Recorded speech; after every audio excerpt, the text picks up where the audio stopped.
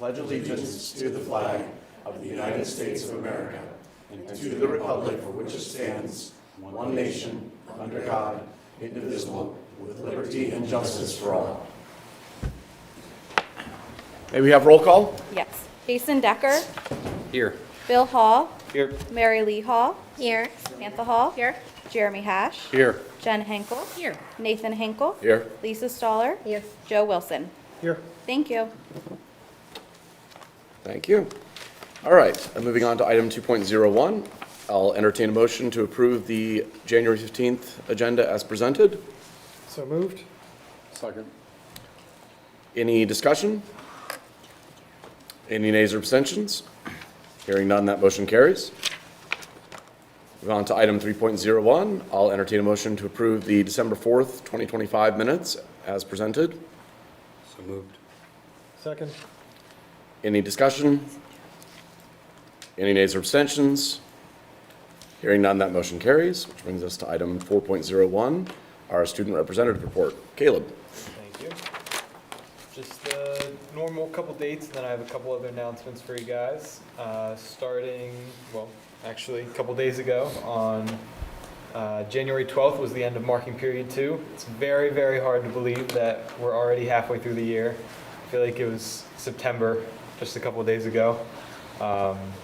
Then on the 13th of January, there was the Principals Advisory Committee meeting. Then tomorrow, the JA STEM Summit for the freshmen. I have very fond memories of that, making those foam hands. I don't know if any of you guys ever, I know, yeah. It's very fun. Then next Monday, on January 19th, school will be closed for Martin Luther King Jr. Day. Then report cards will also be available on the 19th. Then scholarship information night and Dollars for Scholars completion night will be at 5:30 p.m. on January 22nd. Then life after SHS, career exploration and trade opportunities will be at 5:30 on January 28th. Then the following night will be the Student Council Winter Carnival, coming back for a second year. It's been very fun to plan. I can confirm with Dr. Sterner that Brickers will be there. That's a big selling point. But it's just a great community event, and it's followed by the theater one-act play at 7 p.m. And I believe that was written by a student, so I'm very excited for that. Then the following day, on January 30th, will be the Winter Olympics, which I'm competing in. It's a floor hockey tournament, and it ends with a game of students versus teachers at the pep rally. Usually the students win, but I'm consistently surprised at how good some people are at floor hockey. Not myself, but just other people. Then getting into February 5th is the joint high school and middle school band winter concert at 7 p.m. Then February 10th, the Principals Parent Advisory Committee. Then the SHS Curriculum Fair from 6 p.m. to 7 p.m. on February 11th. Then schools will be closed the 13th and 16th of February for President's Day. Then in some other notes, this is very exciting. TJ Shu, a friend of mine, passed the Pennsylvania, the abbreviation is PAPL, but it's the Pennsylvania Realtors Exam, and he's now certified to sell real estate in Pennsylvania. He's taking the national exam next weekend, and he's currently working with Berkshire Hathaway. Wow. And another note, it took 75 hours of training to prepare for the exam. And a special thank you to Ms. Rupert and all of our career practicum program. She was very helpful. I asked him a couple questions. He was saying he could not do it without her. So very fun seeing people doing crazy stuff, like selling houses. And that's all I've got. Thank you. Yeah. Moving on to item 5.01, I'll turn it over to Dr. Bryson. Thank you, President Hinkle. Each year at this time, we have the opportunity to recognize and honor those serving our district as school board directors, as January is School Director Month. This role involves a great deal of time and extensive commitment at an equal value. Our district is so fortunate to have the best and the brightest in students and in staff. And this evening, in order to make this a special recognition for the board members, we turn to those who inspire us each and every day. We are greeted this evening by wonderful students, poised and professional, who are a part of Ms. Karen DeLuca's Culinary Arts programming at the high school. The treats were designed, prepared, and served with the students' hands and heart. When Ms. DeLuca was asked to be a part of this evening's recognition, she responded, "Supporting my students in preparing specially selected treats to serve and share with others is my passion, which serves as a role model as they prepare for life." The tasty treats at each place were prepared also with a great deal of enthusiasm and heart by the middle school's family and consumer science teacher, Mrs. Holly Long, and her students, capitalizing on a portion of the current curriculum involving practicing close adherence to selected recipes to ensure the anticipated outcomes. Mrs. Long shared that her students were beyond excited to be a part of this evening's shared appreciation and on the delivered boxes containing the delicious wrap delights. And there's a handwritten note reading, "Thank you for all that you do." Mrs. Long and Mrs. DeLuca and each staff member, a big thank you to each of you for participating in the recognition this month. Ms. DeLuca, I'm going to turn it over to you. If you could just recognize individually the students that were here this evening, taking a little bit of time from their busy schedules to support our school board members. I'm sure they would love to stand up. These three students have been with me in Introduction to Foods. They all took Advanced Foods with me this fall. They are now members of the Warrior Kitchen catering team, and all three of them will also be serving as teaching assistants in one of my classes next year as seniors. So they also have a passion for what they do, and we're so happy to help prepare everything and to be here tonight as well. So this is Matea Nguyen, this is Caitlin Staub, and this is Colton Garcelon. So thank you for all that you do for us, because our program would not be what it was without all of the support from you. So thanks for having us. Thank you. Thank you.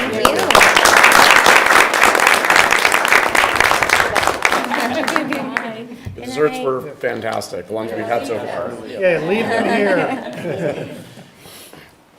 In addition, the booklets at each place from cover to cover were created by students throughout the district as a way of expressing their appreciation for your service as school board directors. And I could not be more moved by the sincere Warrior thoughts and kindness shared in each and every page on those booklets. A special appreciation to Southern Elementary School art teacher, Mrs. Ashley Gonzalez, and her amazing students for designing each cover, and to Friendship Elementary School 5th grade teacher, Mrs. Erica Sterner, and her class, as well as Susquehannock High School's life skills teacher, Mrs. Emily Hedrick, and her students, business education teacher, Mrs. Jocelyn Rupert, and her students, as well as English teacher, Ms. Caitlin Wilt, and members of her homeroom for the wonderful, memorable thank you cards and notes that we hope you will enjoy for years to come. We are truly very fortunate to be a part of the Southern family, where dreams really do become realities, and where we continue to strive to make a difference in the lives of our students, our families, and for each other. And we appreciate you sharing in this valuable journey for the future of our nation. So thank you to each one of you, and thank you to our students and staff who helped make this appreciation possible. Thank you. These are amazing. I'm gonna spend hours on it, I'm sure. It's beautiful. Thank you so much. All right, moving on to item 5.02, I'll turn it over to Dr. Reppert. Thank you, President Henkel. School Board, congratulations. This is your month to be appreciated, but we appreciate you for what you do for our district each and every month. Welcome back. I hope everyone had a great winter break. I hope the winter weather does cooperate with us. I know there was a little bit of touch of concern whether or not we were going to get some wintry mix this morning, but unfortunately we did not.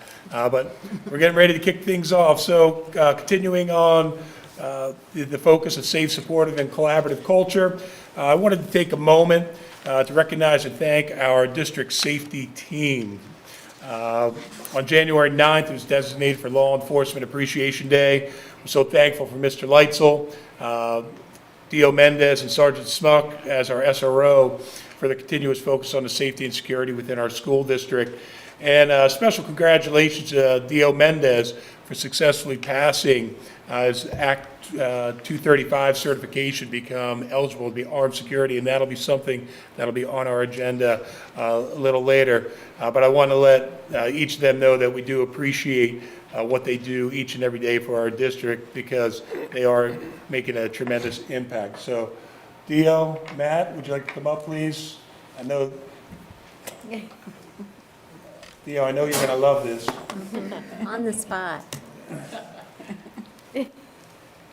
So, like I said, on behalf of the district, we really appreciate all that you've done. I know Sergeant Smuck cannot be here this evening, but you're on the forefront of all the safety, the security, and the support that is going on within our district.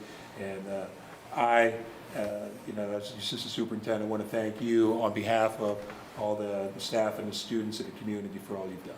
So, thank you. Thank you.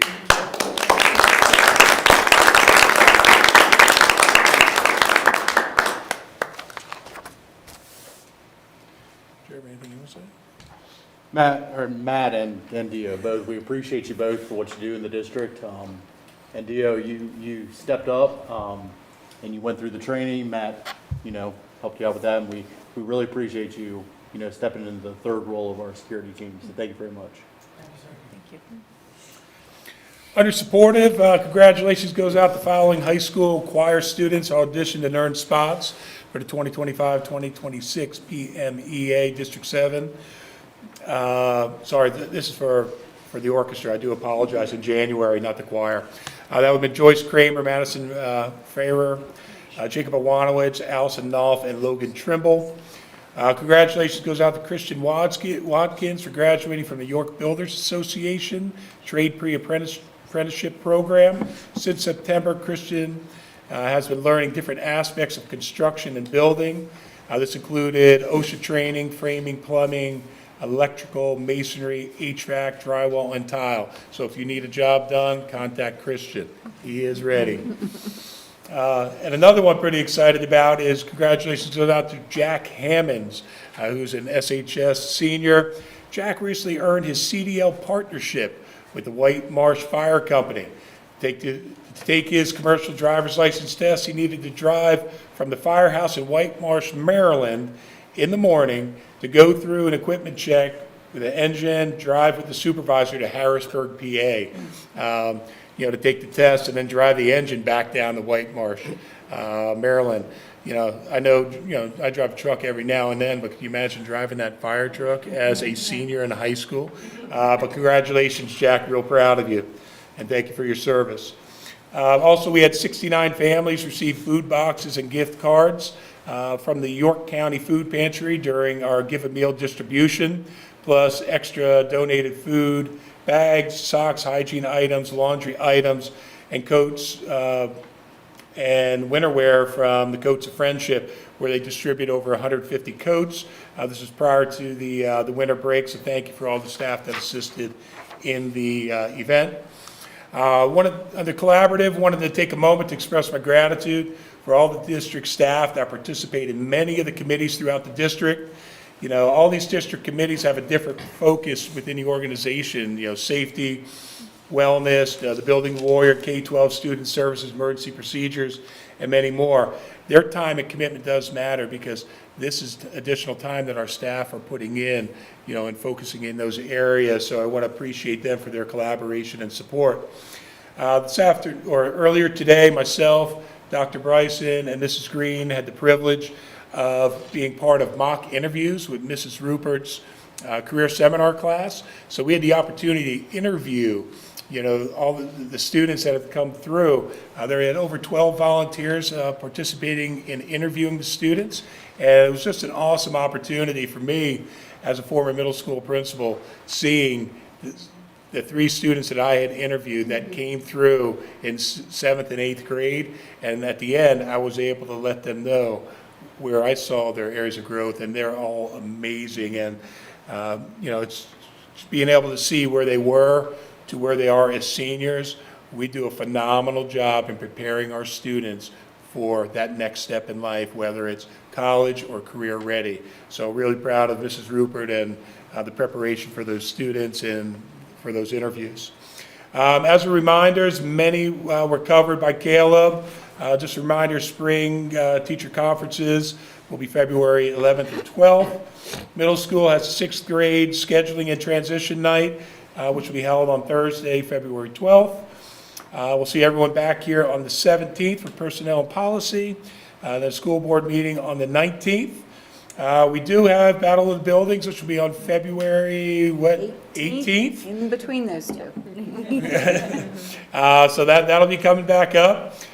Great community event. Hope to see everyone there. I want to wish a happy belated birthday to President Henkel and a happy upcoming birthday to Board Director Lisa Staller. So let's have a great 2026 or not. Choice is yours. Thank you. All right, moving on to item 6.01, public comment. I believe we have 2 signed up, and I have a lot of papers here. Do you have, who's the first? Here. Oh, thank you. Val Dennis.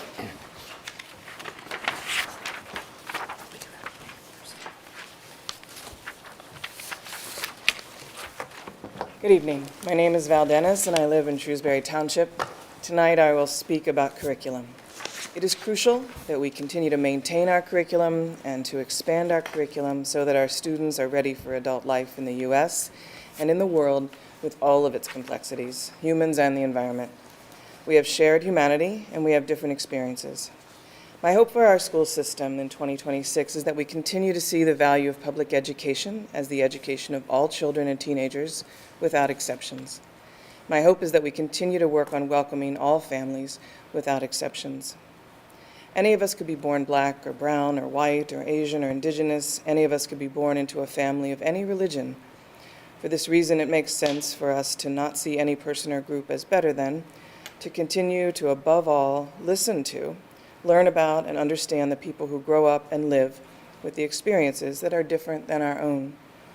We do this through curiosity and public education and learning and exploring. Some see exploring as a luxury. I see exploring our states and cities and countries as essential as we work together toward goals for all of humanity and the planet that we live on. I could buy Starbucks every day, and the cost of this would equal several plane tickets. I could buy expensive cars or clothes or cigarettes or anything. I would choose to value experiences locally or out in the broader world. I will always choose a plane ticket over remodeling our kitchen. Our students deserve, at the very least, to be educated about the spectrum of human beings in the United States and in the world. Recently, I stood in the Nobel Peace Center and thought about the man who created this award to honor various elements of human achievement. I stood there on December 12th as an exhibit called Democracy on the Brink opened at the Nobel Peace Center. The Venezuelan woman who won last year's Nobel Peace Prize was standing in the same exhibit the night before. We stood with Venezuelans, some in tears, as we looked at the actual ballots that had been ignored during the last election. People risked their lives then and now to preserve their democracy. Democracy is worth preserving. And just as James Madison asserted as his 2 primary goals in writing of the Constitution that created this place where we live, it is essential to have freedom of all religion or no religion. It is essential to have public education. I grew up as a Christian with the instruction that it was not my job to try to make more Christians. It was my job to live as Jesus lived, supporting anyone who was being oppressed, and to genuinely love thy neighbor in all the easy and challenging ways that this represents. I was taught to believe that public education is essential because this is what moves humanity beyond fear beyond stereotypes, beyond violence, to a place where we can honor this life that we have been given, learning and growing throughout our lives, and contributing in positive ways to the community in which we live. Each of us are given the opportunity to determine what that looks like today. My hope for our school system is that we continue to have more conversations in person, genuinely listening to each other. I will be continuing my community discussions in a variety of ways this year and places. One of the blessings of social media is that we can invite each other to have conversations in person. We went to Norway in December to meet our exchange daughter who studied here at Saski 7 years ago. We visited the four corners of the country, sometimes in large cities, and not once did we see anyone who was homeless. We saw a focus on children and families being outside in nature no matter the cold. We saw more people reading books than on their phones.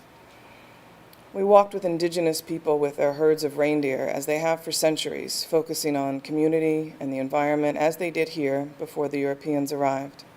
We can continue to learn, and we can continue to understand each other. Each of us evolves throughout our lives. I hope that our students will realize that education never ends. We always have new opportunities. In 2026, may we continue to focus on public education and how we can each contribute to humanity and to the environment that we all share. Thank you. Thank you. Next, we have Erica Rurik.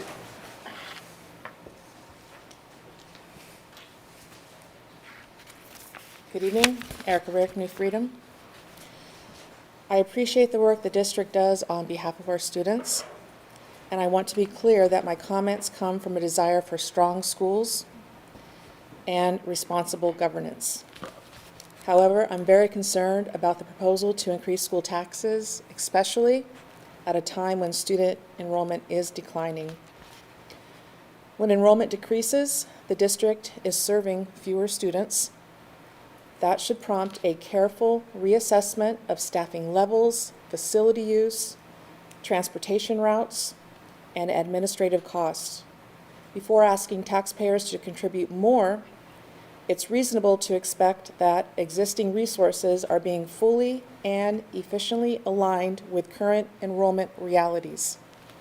Anything less than staffing level decreases under these circumstances suggests potential featherbedding.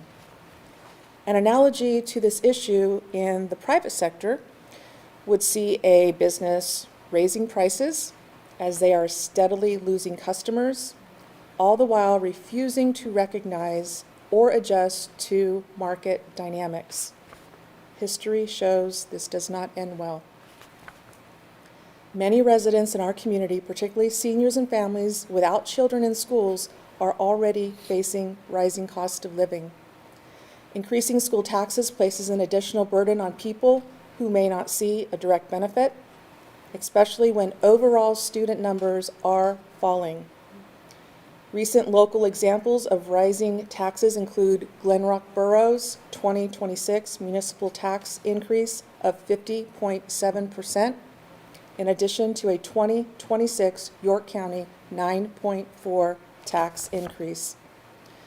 It's also important to note that when enrollment declines, per student spending often rises even without a tax increase.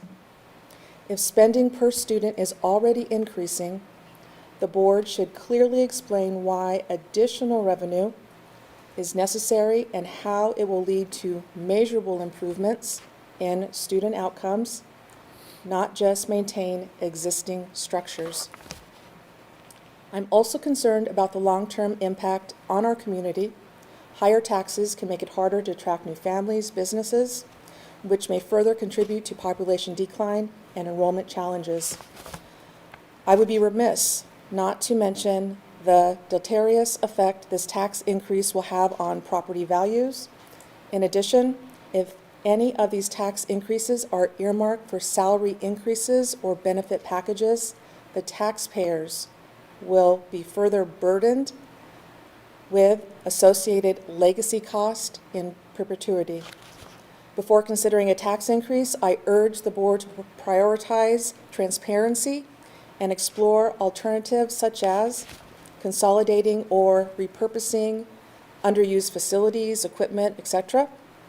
reducing administrative or overhead costs, cost savings and continuous improvement initiatives, benchmarking, sharing services with neighboring districts, seeking grants or other non-tax revenue sources. Fiscal discipline today helps ensure trust and sustainability tomorrow. Thank you for your time, thank you for your service, and for considering the perspective of taxpayers who want both strong schools and responsible, conservative fiscal stewardship. Thank you. Thank you. Right. Item 6.02, board discussion of public comment. Do we have any? I do. Mrs. Rarick, did you have that in written form, and could you send that as an email to us? Okay, you don't have to do it right now, but your points, I loved a lot of your points, and I wanted to use those to kickstart on conversation. So if you could just email board directors, that'd be lovely, thank you. And then I just wanted to say that for my part, I specifically liked if we're gonna raise taxes, we need to have measurable outputs that are not just facility maintenance. I very much like that point. Any others? All right. Moving on to item 7, we have the consent agenda. I'll entertain a motion to approve the consent agenda as presented. So moved. Second. I have a motion and a second. Is there any discussion? Any nays or abstentions? Hearing none, that motion carries, which brings us to item 8, education. I will turn it over to Mrs. Henkel. Thank you, Mr. President. 8.1, we have a report which is just information only. It's the quick data for high reliability schools. I'm going to pass that on to Dr. Reppert, and I believe you're going to pass that on to Dr. Hughes. Thank you, Mrs. Henkel. Just for the board, every other month we are providing you with an update with a specific focus with Level 2. This one is Level 2.3, which focuses on the instructional practices. So the information you'll see will be what our administrators are observing when they're doing their informal walkthroughs within the classroom, as well as what the teachers are utilizing regarding the strategies that they're instructing there. That's where we are with HRS 2.3. Excellent, thank you. 8.02 and 8.03, these are both the revisions for the curriculum guide, both for the high school and the middle school. Dr. Reppert, can you take us through 8.02, please? Yes, so for the board and the community, 8.02 is the curriculum guide. That is a critical component that starts the process for the recommendations that our students will be receiving and the courses they can select for the 26-27 school year. So you do have within the executive content, you have a memo that specifically outlines what are the changes that were within the high school curriculum guide, as well as anything that may have been deleted as a result of some changes within the curriculum guide. And then the second document that is the full curriculum guide that you would have. We utilized the memo as a way just to highlight and push out, what are the changes within the high school curriculum guide. Thank you. I'm going to go ahead and move to approve the revisions for the Susquehannock High School curriculum guide for the 2026-2027 school year. May I have a second, please? Second. And does anybody have any questions? I have a few, but I will go ahead and listen to what anybody else has. Anything? All right, so more high school than the middle school one. And I spoke with Dr. Hughes and Dr. Reppert this morning, but for public information, there's a couple of points of clarification that I had, so I'm sure other people have some as well. My first question would be what the process for curriculum is. How do certain classes get recommended? How are we downgrading certain classes? Mrs. Rarick was asking things about, with student decline, that entails curriculum as well. What is that process? Could you spell that out for me? What does it look like when it comes to creating curriculum? So just for the clarity purposes, when we're looking at curriculum, we develop the curriculum maps specifically, and they go through a 5-year cycle. As the board has experienced this past year, you received one from the middle school. Now, I know we're talking high school, but just to give you an example. When there's a new course that is created, that course will come to the board for approval. Once that course is approved, then that course will go into the next year's curriculum guide for the students to select. So I think the biggest part, as we're looking at the curriculum, is what we're providing for our students. Now, going back to Mrs. Rarick, but we also take a look at enrollment in the courses. So why it's important for us to start this process with the curriculum guide in January is that will start that process for students selecting courses or being recommended for courses.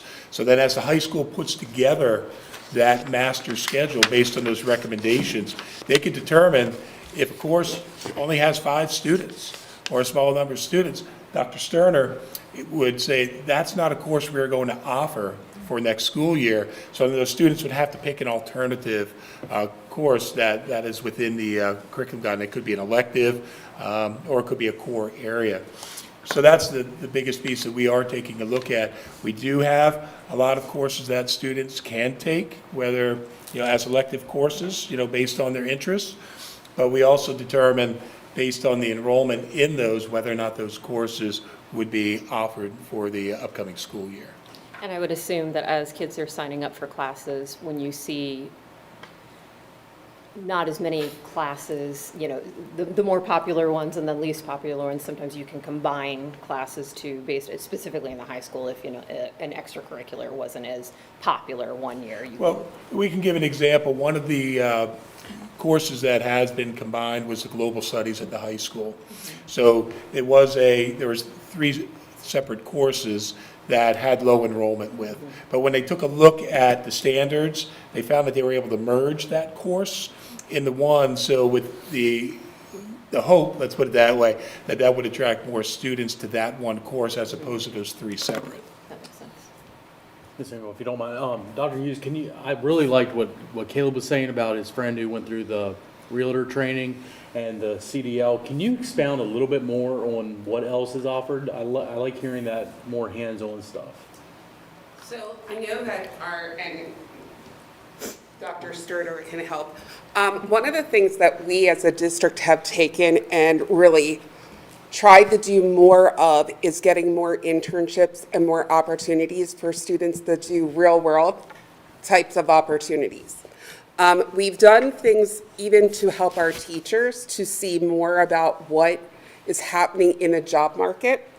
So several years ago, we had all of our teachers go out to businesses within our footprint, and they were able to set up like a collaborative partnerships. So some of our students have been able to take and have opportunities to go either do internship shadows or go visit those places. We're also looking, just like our class that we have where students with the IRB process, where they've had the opportunity to look at when you get to a college level class, how do you go through those IRB processes? We're trying to look and have more partnerships with even our colleges. So the drone class that we've added, all of those pieces. So we're looking for opportunities for students to be able to get ahead of and start exploring work areas so that they're not going into a college situation where they may start something and be like, wait a minute, this isn't something that I have any interest in whatsoever. For example, if we have a student that is interested in a medical field, we want to try to get them into a medical opportunity to see, like, are you going to be okay with some of the things that will happen with people getting ill? We find out very quickly that some students, that is not, they think of it as being like, oh, well, when I go see my doctor, I'm just having this. They don't understand that when you work in a hospital setting, that's very different. So trying to have more opportunities, and we're always looking for ways that our students can get out and explore more of the job market. So do you see this expanding in the future? Absolutely. Okay, I like that. That's good. Thank you. So the curriculum guide came our way via the guidance counselors. Dr. Ruppert, could you help me understand what the role the guidance counselors have in crafting specifically curriculum in our district? And how is that different than what Dr. Hughes does? What is the cooperation between the two? So if we're talking specifically with the curriculum guide, the school counselors provide the support where when you have departments that are looking at specifically the course descriptions or what they're going to be offering, they provide as a conduit, they work in collaboration with the teachers, with those departments, with the subject area facilitators and the administration to develop, that curriculum guide. The curriculum guide is not solely developed by the school counselors at the high school. They're the ones that work with the students, for career counseling, with course selection. They're having those conversations with students. So as those modifications are coming in, from those departments that are reviewed by Dr. Hughes, reviewed by the high school administration, those changes are put together, and that's what's within that memo that has come to the board. But each and every one of those changes, those modifications that are coming in, are approved by our administration. We know our administration at the high school is extremely busy. They're involved in, events. They got a lot of things that they're working with. So they're providing our counselors the opportunity to be part of that process of kind of pulling all that together so that when it comes to the board, we have that information in one package. Is it more than just schedules and what would work with the student population? Is it actually core curriculum that they're influencing as well? Could I jump in? I would summarize that by saying they're not doing curriculum. They're simply putting a package together that they're able to put something in front of the students where they know what they're signing up for. So it's just a guide. And how to sign up. Yet at the same point, they do have to be familiar with what the basis of the course is, because they're the ones that are going to get the questions on, well, I don't know if I want to take this or that. And that's where the dialogue would kind of fall into play with, what are you thinking about doing in the future, et cetera. This might be a course you want to investigate because it fits with your interests. Dr. Hughes, do you have something? One of the things, just for our board's knowledge, we're actually working with 3 other districts right now to help, as Dr. Bryson was saying, we feel that it's important for our counselors to be able to understand what curriculum is.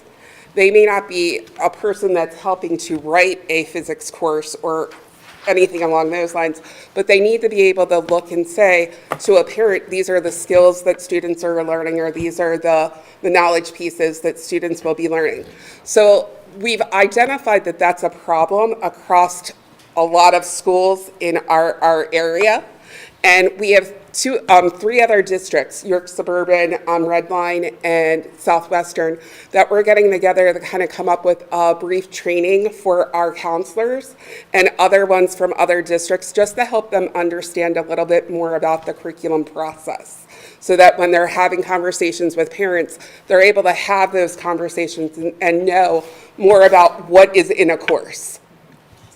So when we're looking at these curriculum changes, I think, like, I'm kind of piggybacking on what you were asking. When we're seeing these changes, it can come from a teacher, it can come from department head, it can come from you, like, it can come from a variety of ways. It's going to end up here regardless. And Right. depending on who wants to, Yep. Oftentimes, when the way that a course would usually come up, we have our courses that we have in place. So as Ms. Henkel and Mr. Ruppert were talking about, we have 3 courses right now that we're just not getting enough students to sign up for. But we have, if we merge those 3 into one, we could get more students. But we also have to look at and see, where are things happening in the future? Kind of going back to what you were saying with, like, our new courses coming up. So standards come out. We just had personal finance standards that came out, and they wanted to, we had to then look and see, can we implement this in a current class that we have, or do we need a new course? So when we have a new course, we're trying to get that to the board by October. That's our goal. Now, sometimes with when the state releases their standards, we're not always able to do that. But we try to have that to the board in October, knowing that we have to bring our curriculum guides to the board in December, January time period usually, so that we can start getting students to sign up, see, are we going to have enough students to run some of these courses? But we also want to look at what is kind of on the trends out there of work. What kind of work experiences are students going to need? Are there new courses that we need to develop that try to help get our students to be prepared for those opportunities? The FCC drone course is another, great example of, hey, this is an area students could want to go into. So we really look to see not only like students' interest, state standards, but also, as we're going through, a teacher may be teaching a unit and saying like, this is actually could be a whole course in itself, and I have a lot of students that really, really like this. So that can also help us develop and kind of bring things to the table. So I think that's one of the things is that we really want to continue to look at our curriculum and see what can we make and what courses can we bring that'll meet the needs of our students. So I have a question just in terms of, so what I'm hearing is that student interest could sort of highlight a need, the standards, if there's changes, could highlight a need. Does anything come from our comprehensive plan, just in terms of needs? Okay. Yes, so one of the things in our comprehensive plan, we have to have certain, we have to address all of the standards. So as we go through, there's a piece of the plan that actually asks, have you implemented all of the English standards? Have you implemented all of the science standards? And we are able to say yes because we have these courses and we've been able to duplicate, so when you have 3 classes that you're merging into one, you have to make sure that all of those standards are still being hit in there. So that is something that does come out of our comprehensive plan. Okay. And another part included within the comprehensive plan is the graduation requirements. So when you take a look within the comprehensive plan, the graduation requirements are in there. So right now, our students to graduate need to earn 25 credits, which was board approved back in 2014, but was changed back in 2009 when it was at 24.5 credits to graduate. But then there was an addition of the career seminar class, which added that additional half credit. So that was recommended by the administration back in 2009 for the class of 2013. They would, so from that point on, graduating with 25 credits.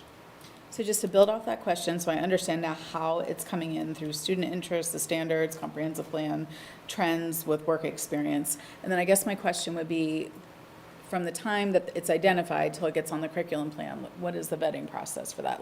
Have you ever determined somebody suggested a class and you're like, that doesn't really fit with what our educational goals are? Well, we continually go through that evaluation, even though, as I started off, it's every 5 years we're reviewing the curriculum. But if there is curriculum content that we determine no longer is viable, that we want to continue to focus on, that would be something that would be a recommendation from the administration or the teachers to the administration that we would remove from the curriculum guide. But then there's also courses that we may offer, but we just don't have the enrollment for.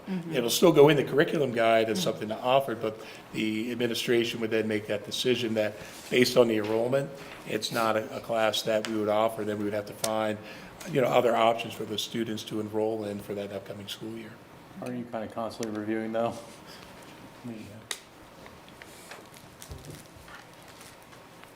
Since student enrollment has come up a couple of times now, just in the early parts of this meeting, roughly, I know you can't possibly have memorized an answer, but of the last 2 years, can you think off the top, how many classes have we had to pare down due to student enrollment or interest? Dr. Sterner, can you speak to that? So it's not as much about paring down a class as it is how many sections of a class do we run, what courses do we run. In a larger school, you may have a schedule that you can basically roll over year to year. We don't do that. Our schedule is completely based off of student requests. So And that is a little bit unique, but it's essential to do for us. So while we have graduation requirements, a given graduating class could have a greater proportion of students taking AP courses that meet a graduation requirement or regular level courses for that. We staff and schedule sections based on what those student requests are. The same thing trickles down through electives as well. What the student requests are really dictate what our master schedule for the whole building is. So that's why it's so important that we get the curriculum guide to share with students what courses are available so that they can have those conversations with content teachers that they have, parents, and then eventually with their school counselor to talk about how that fits in to their journey and their plan for post-secondary employment at some point. So there's a lot of steps to that, but again, our whole schedule for the high school is based off of where is that need, where is that want, what staffing's available, how do we fit those needs and support our students through those requests. So you actually answered one of the questions that I didn't even ask. You were saying that aside from the mandatory graduation requirements, large portions of our core curriculum is by student request? Elective courses, and then even within the core curriculum, the level of rigor that they take is largely determined by them. Do they want to advance in that?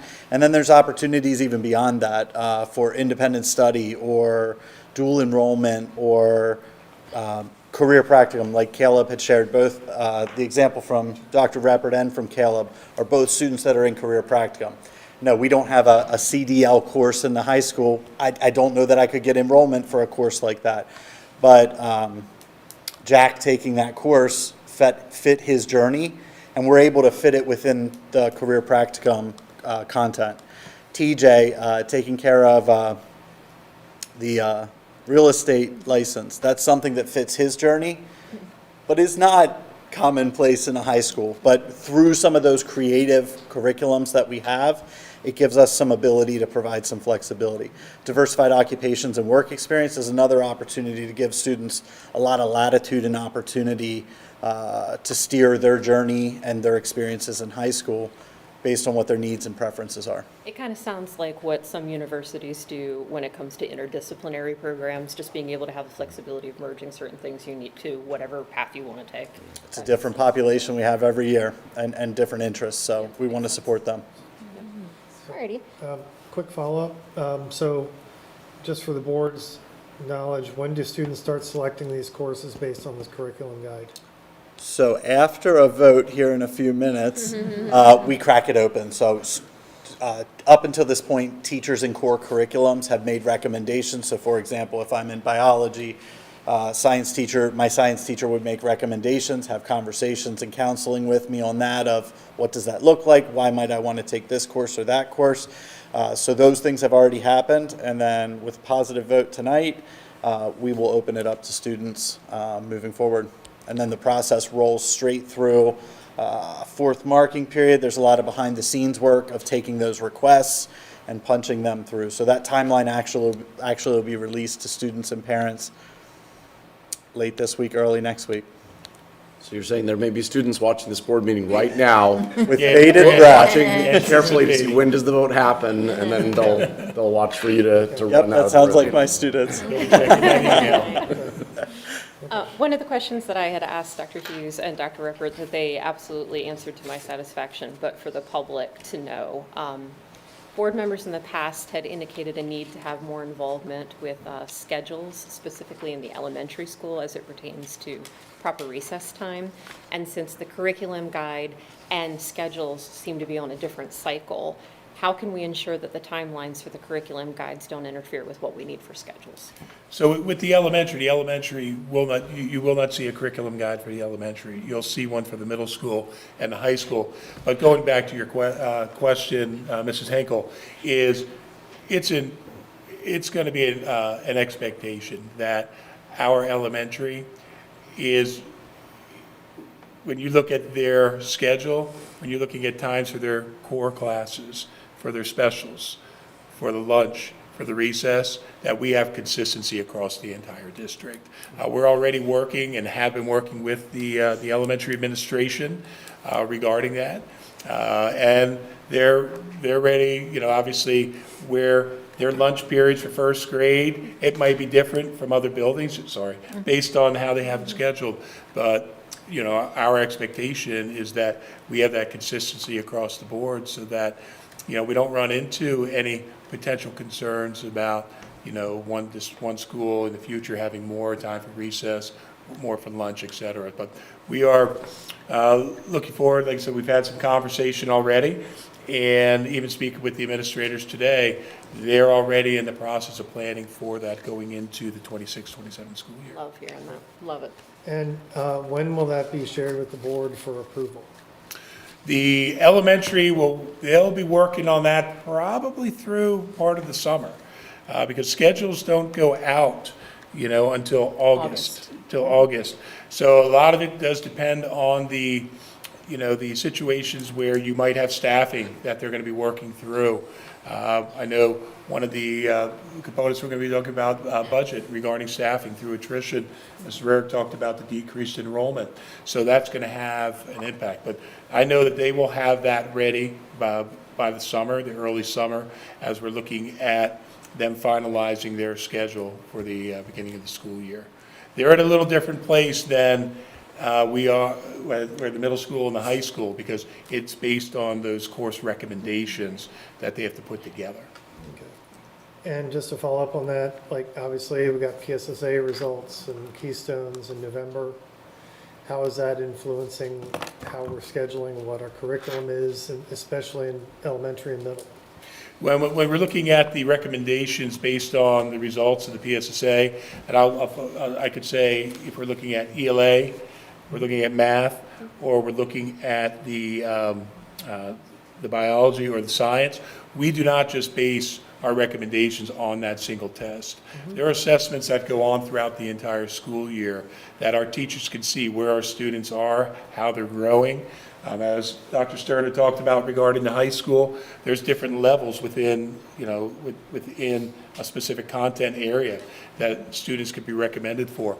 So it really comes down to not just how the students perform isolated on a test, but more specifically, how are they performing throughout the year? How are they performing on the standards that the students are being assessed at in the elementary, in the middle, and through the high school? Last question for me. I noted that you talked about the career readiness that was implemented in 2009 and then affected the 2013 class. Was that correct? Yes. How are graduation requirements outside of what is mandatory by the state chosen? What does that process look like? And then specifically, when was the last time that a school board provided input for mandatory classes for requirement?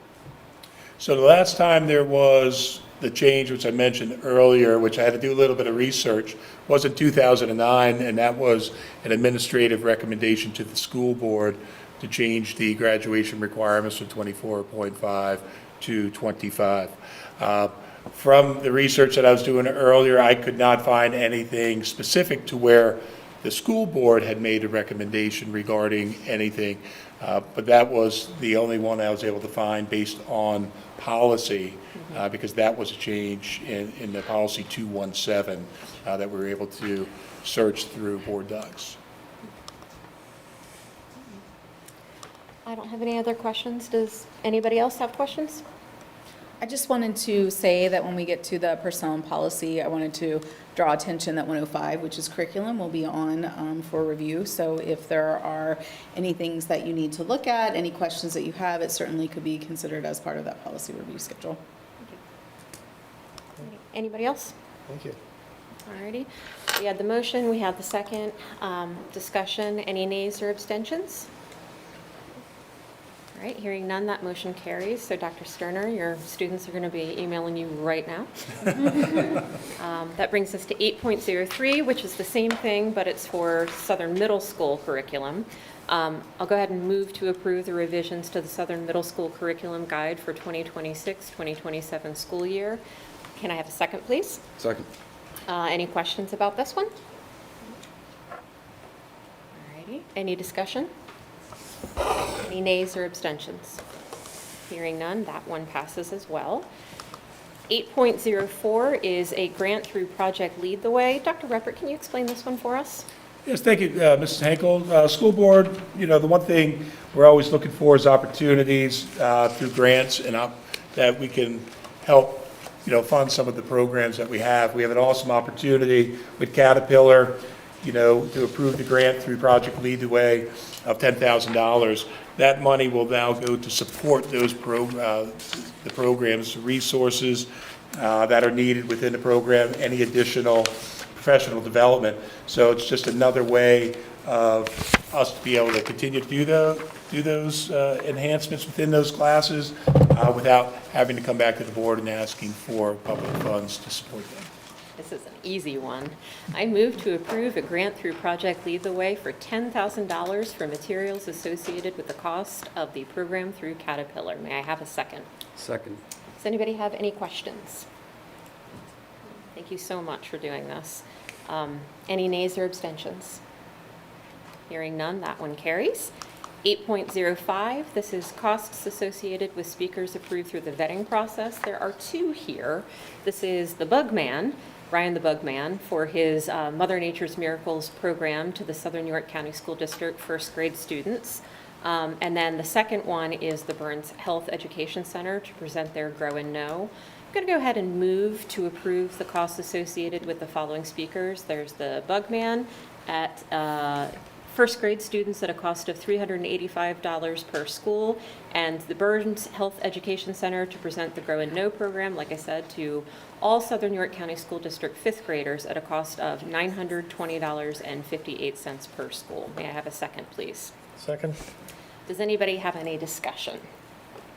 I will note that Ryan the Bugman has done this presentation for many years in our district. He is absolutely phenomenal. And the Burns Health Center, the Grow and Know program, I believe myself, Mr. Jeremy Hash, and Mrs. Samantha Hall, we all attended one of these presentations. Did I? Oh, okay. Yeah.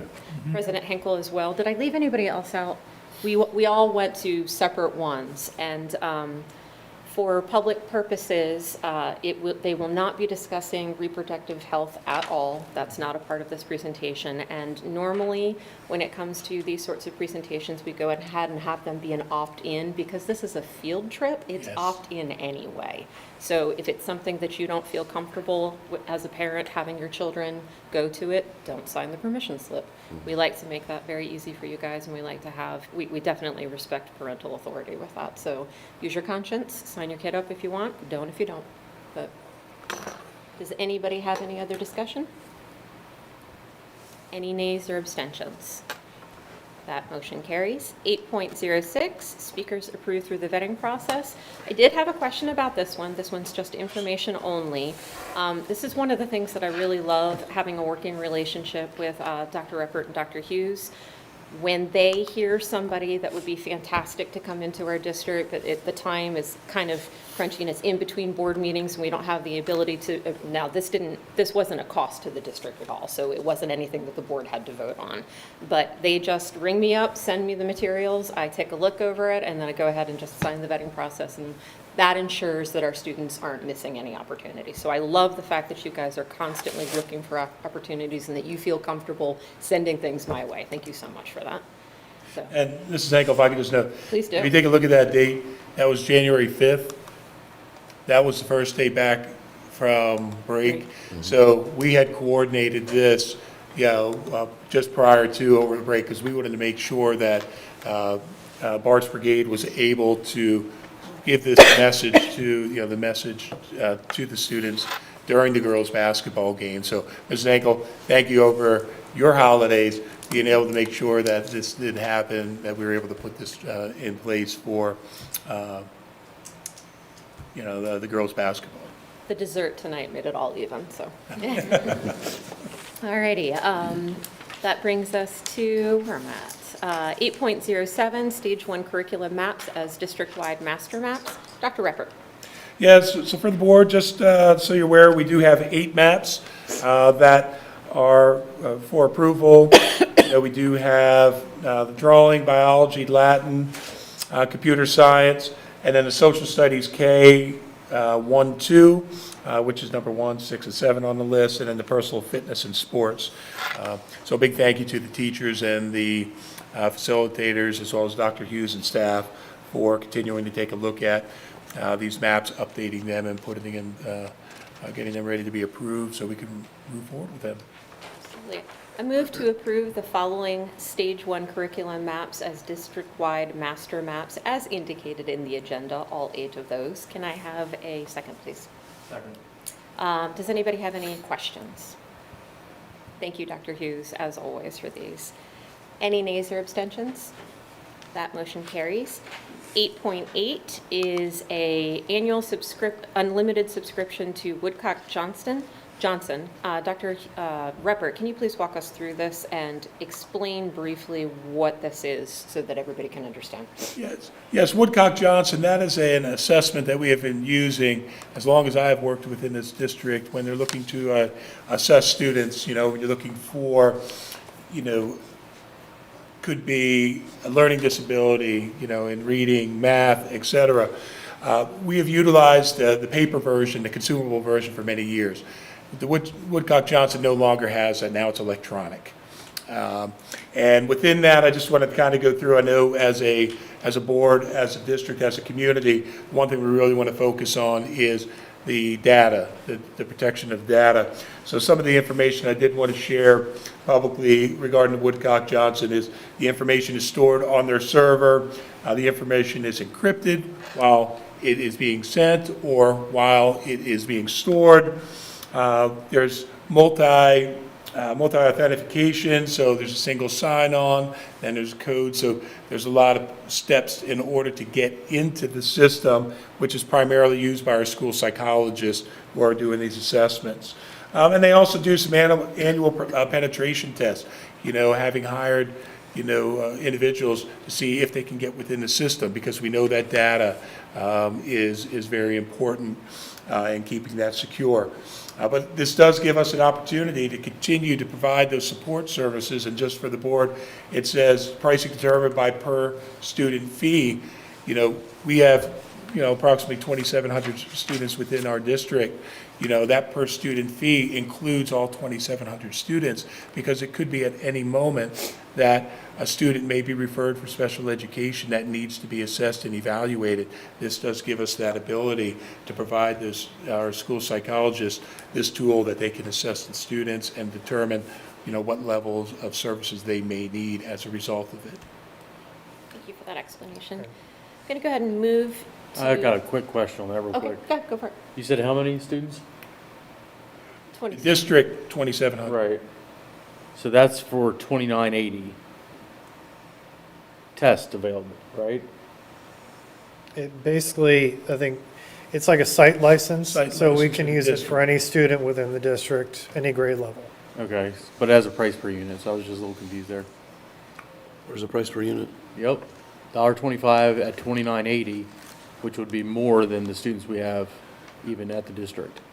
Well, we also include, we have our students in our Lincoln Edge. We have students in out-of-district placements, not that that attunes to that total amount. And the other question, and I have for clarification, are homeschool students included within, would that be included within our total enrollment? In our total enrollment? No. And the private schools and...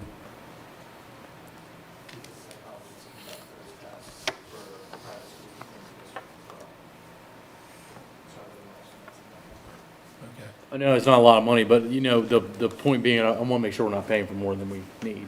Yeah, and to that point, is this a universally applied test, or is this somebody kind of passes some sort of initial screening, or there's an issue and then they receive a test? So one person could take it a year, 20 could take it a year? Well, We're paying the same price, is that correct? Well, what occurs is when the school psychologists, they're not only evaluating new students that might be referred, but annually, students that have an IEP, they have an evaluation that has to be done every 3 years. So those students can also continue to be re-evaluated as a result of the process. But there wouldn't be more than a couple hundred students that would need to take this test, right? Based on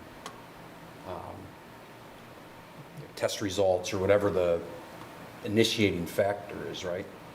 What would necessitate an unlimited subscription versus what we're doing already?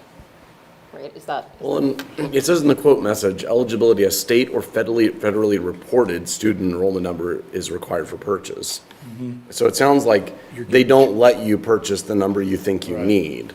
You purchase based on a reported enrollment number. With them understanding, they're gonna get, they're gonna get a multiple of what's actually used based on that enrollment number. Scalable pricing. But that enrollment does seem high compared to what we were actually at, right? Yeah, 2980. and I'm not familiar enough with this particular software, but if it does include private schools and it does include the potential that a homeschool student would need to be evaluated, then it does seem reasonable if the Oh, okay, so population. it covers private school students, because the public school can be required to provide services. Which we do. To a private school student. So this is basically all school-aged children in our district, pretty much. That's what that number's actually coming from? And again, I Probably, didn't look at maybe. it, but that Yeah. population makes sense if it includes all those pieces. Which it very well could. And since I was talking with Dr. Reppert a good bit about that. I asked him all the security questions, which bugged him. No. Thank you. But the reason that we're going this route now is that this used to be a consumable product Yes. that we would use. The company has decided to go to a online-only digital model, which, and discontinued anything that's consumable that we would have used last year. That is correct. So there's not that option, because, Mr. Wilson, we had that conversation, is there potential of consumable over it, and there's no longer the option for the consumable for the Woodcock Johnson. Because I assume with the consumable, it wasn't an all or nothing deal. It was you use what you pay for what you use, right? Well, we still had when you look at the license, because when I talked with Dr. Rogers, he indicated that, we still had to pay close to $3,000 with the consumables, because it goes back to I forget the verbiage that. They're norm reference tests, so it's not just complete the test. They utilize data and norm reference it to be able to say where the child lies from a national-wide database. It's not, we're just gonna grade your assessment and give it back to you. It's a nationally normed assessment. And it's a psychological assessment, not your typical, you're going to take a math test or, response to a text-dependent analysis, you're doing a writing sample. This is for psychological services to determine where the student has performed, to determine if they have a disability in a specific area. So then there could be a recommendation for an individualized education program, or 504 if you're just going to put support services in place, the best service that student to be successful in school. So hypothetically, let's say our district came up with 5,000 students, right? We would be paying 5,000 because you need availability to every student, and that's what you pay? Yes. Okay. So Seems to be how they charge. in our current That's consumable format, how is that data being stored? Where is that data being stored? Because in this format, It's digital. right, it's going to be digital. So, and it sounded like stored in their servers. On site? Yes. So if that is a departure from where we are, or if that's new, I have concern that we should have a format where parents understand that the data for the assessment of their child is being stored in an off-site location. That, in a data world, nothing is really truly locked down and safe. So how are we handling that data now versus the proposed way it would be handled in this? Currently, under the consumable, what would occur is after the assessment is scored, school psychologists would have to enter it into the system, because that's where goes into the system where they could determine the norms based on that student, based on that grade level. By doing the electronic version, now they don't have to, they're automatically putting it in the system, whereas the paper, they have to transfer it into the system. So that they it's have. still currently being stored in an off-site? Yes. Is there any PII in the off-site storage, or any student, like, personal information, or is it anonymized? The personal information that they're looking at, it's grade, age, because those two are important when you're looking at the norms. Right. Because you want a fifth grade, Compared to other 12-year-old fifth graders, yeah. to match up with a fifth grade and 12-year-old. But is it attaching it to that specific student? Are they storing information that would allow that to be? Student name, no. Student name, no. That's where I was Oh, looking. great. Thank you for the clarification. Student name, no. That's exactly what I was looking Yeah. for. So I mean, in the database, it's comparing it to these national averages, but not attaching the data to an actual physical student. They're not storing that information associated with particular students, There's no identifying markers for a student. other than age and Right. grade. Right. Yeah. And in that respect, this is no different. Right. And What let me we're get, currently doing. and if I can give another example, we have students over the last few years, this year, more importantly, with the Keystones, our students are taking state assessments online. So it's a very similar situation, because when they're looking at how our students are performing, and you're looking at growth, they're utilizing that data, not the student individual name data, but they're using that data to determine how do all those students that are taking this PSSA at the 8th grade, how are they performing? So when we look at growth measures, you can utilize those data points to kind of point out where that student would be projected to go.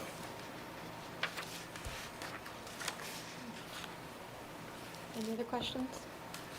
All right, I don't believe I ever put the motion on the table, so let's go ahead and do that now. I move to consider an annual unlimited subscription to the Woodcock-Johnson 5th edition assessment system for the use of psychological assessments at a cost of $3,725 from February 1st, 2026 through January 31st, 2027. May I have a second, please? Second. Any other continued discussions? I have one quick question. Motion to consider, that seems I know. unusual language for an agreement. Is it, should be motion to approve? Typically, it says motion to consider approval of, so Okay, word approval is missed. all right. So we can change that.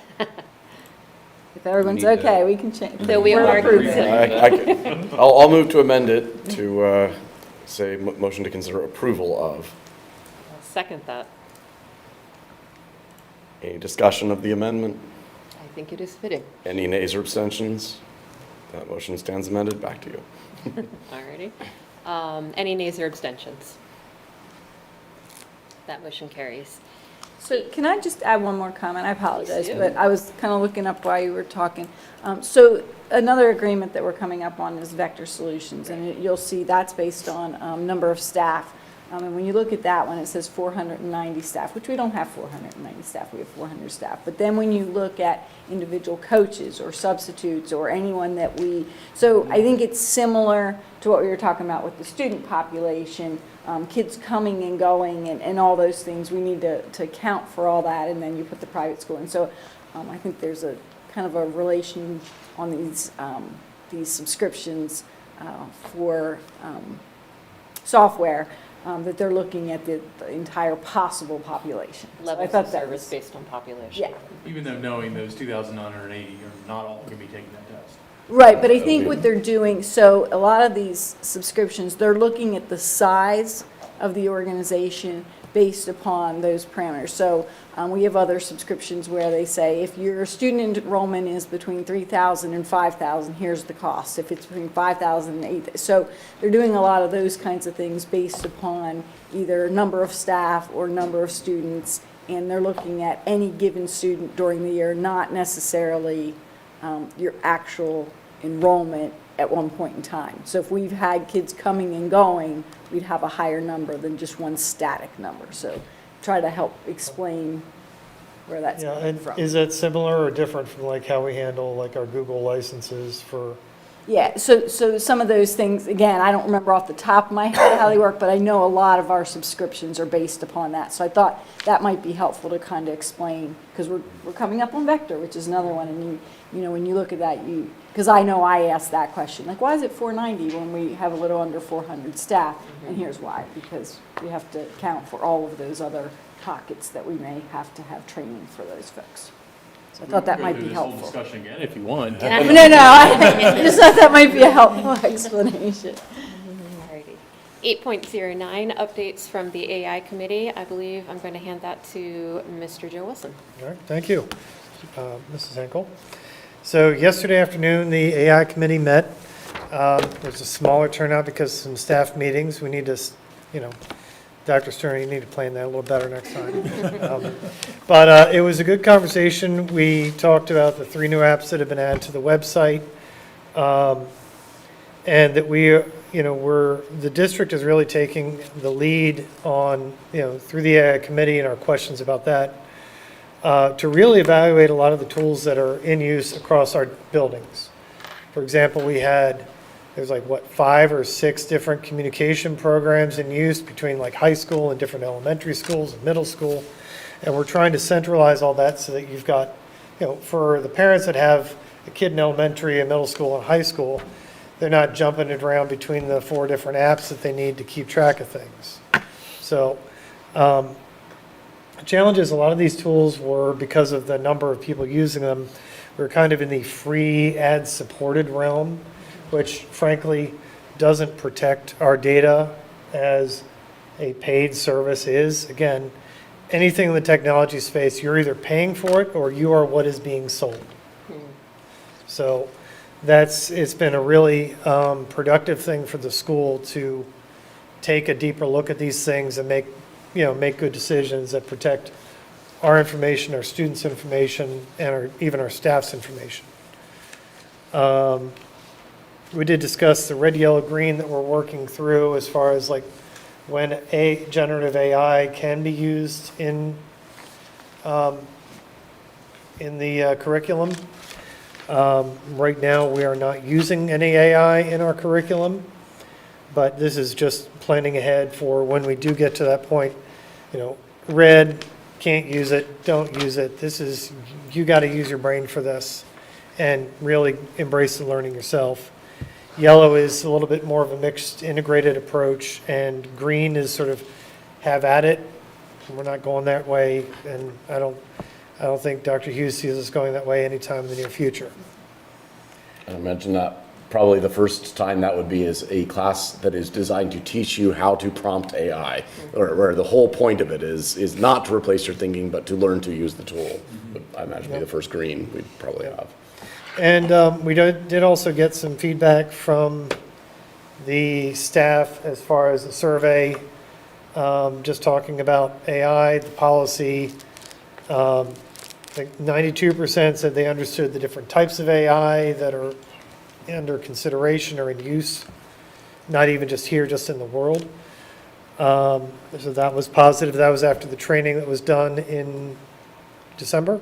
Yes. Okay. And we are also working on an AI handbook that is for staff, parents, and students. Anything you guys want to add to that? Any questions?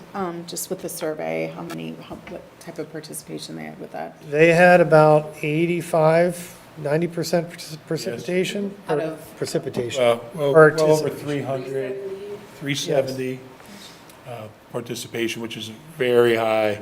I mean, even though Mrs. Green mentioned about like the 490, when you're looking at professional staff, you know, you're looking a little over 400. So, you know, we have nice participation throughout the district on the completion of that survey. Any other questions? Or? Just something real quick. Encyclopedia Britannica, how is that related to AI?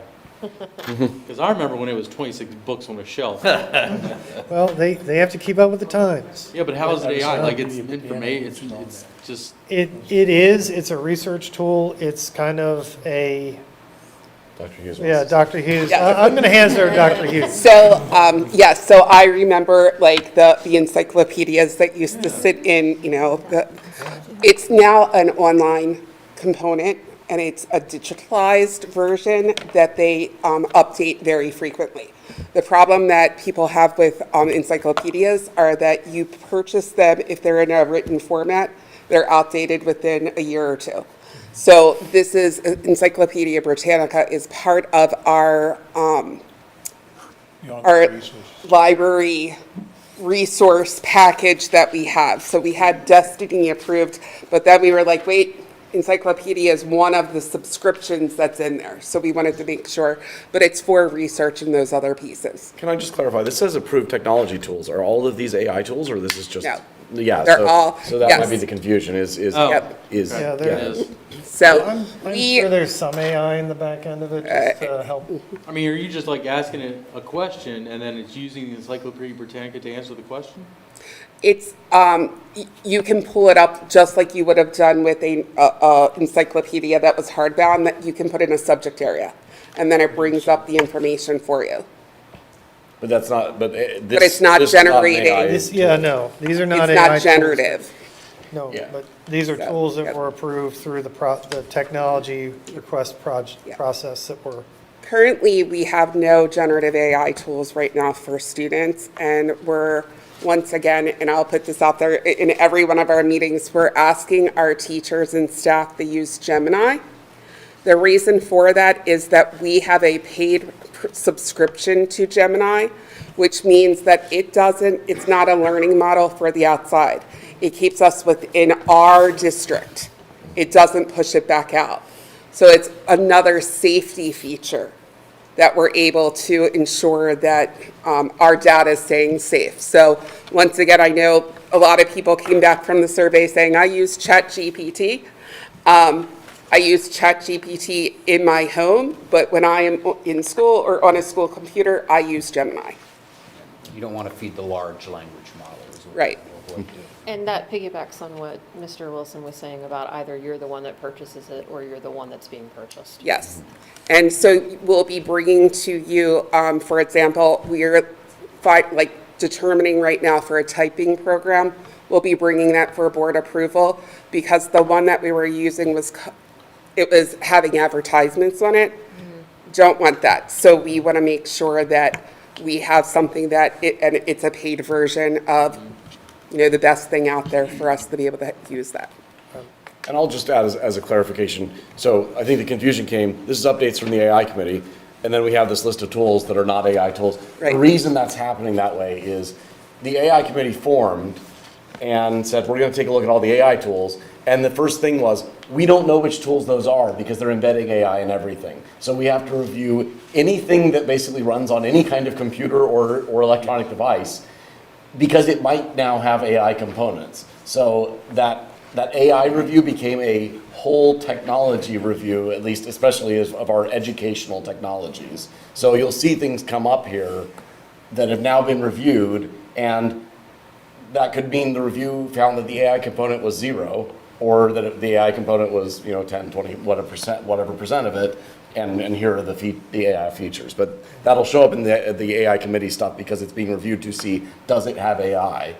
If not, is it useful, in which case we'll approve it and continue to use it. If it has AI, then it goes through an additional evaluation. Yep. And just a reminder to the community, since we haven't had this discussion since November, when you see those tools that are on there, it's just another reminder, these have been approved, they're on the website and curriculum under the technology tools.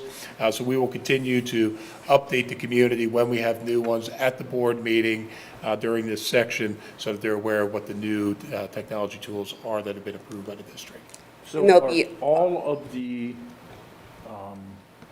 approved technology tools going to be on this list, or there'll be a separate list that show the ones that have AI components? So when you have the website, When you go to the website as a parent, it clearly states what's AI. We're in the process, this is a good time to also state that we're going to be sending out our child safety, online safety, where we've compiled all of that. It's called COPA.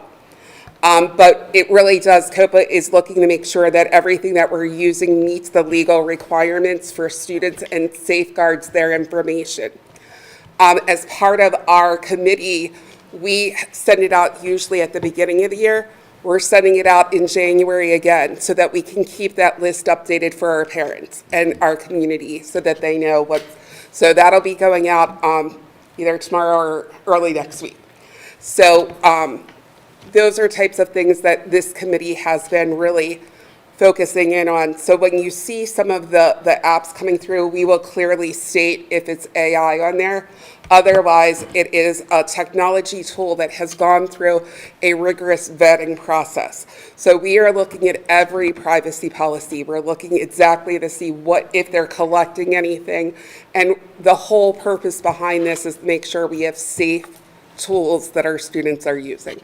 Is COPA, what does that stand for? Child Online Protection Act. All right. Now to jump back on that, there's also an update to COPA rules coming out in April. Yes. And the big change is? So the new rule is stating for students up to the age of 18, where it used to be 13, if it is targeted advertising, it needs to be disclosed.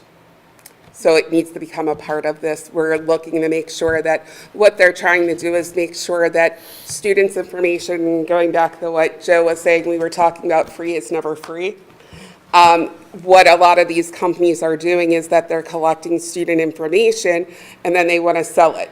Like, you know, a student is looking at this robot or whatever, and then they sell that to the company to say, hey, we had 34 hits of this. Or it's bringing up advertisements. I know one of the things that one of our parents were talking about when we look at communication tools, one of the problems that we have with Class Dojo right now that we've been using as a district is that parents keep getting ads. Hey, if you sign up for this, it's this much money, you can go. We want to find something that will meet our parents' needs but not have all of that on it. So we have been looking at a communications tool that we'll be bringing to the board for permission to move in the future.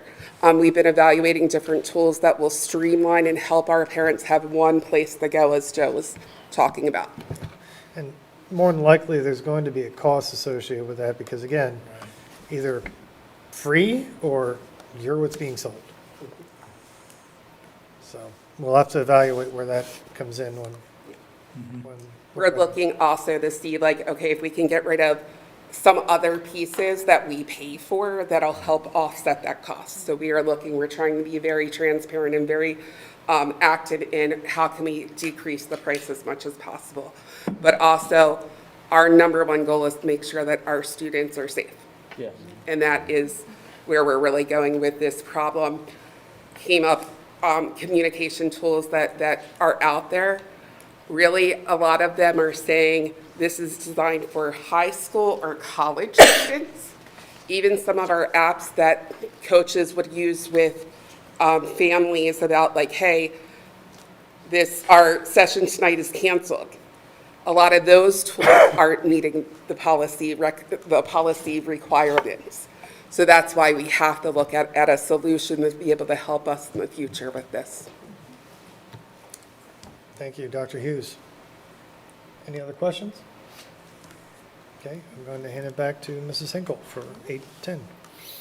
8.10, renewal of agreement with Vector Solutions. I'm going to go ahead and put this motion on the table so I don't get confused, and then we can have discussion if that's okay. So move to approve a renewal agreement with Vector Solutions at a recurring cost of $8,077.10 per year beginning July 1st, 2026, plus a one-time cost of $994.59 for a prorated subscription for the remainder of the 2025-2026 school year. May I have a second, please? Second. Discussion. And Dr. Reppert, if you'd like to explain before discussion. Yes, as we talked about briefly, 2 motions prior, Vector Solutions is something that we have used for many years within our district, gives us the ability as administration to provide training and push out training online to all of our staff, including our paraprofessionals. The addition that we are looking at adding to Vector Solutions is a parent training component.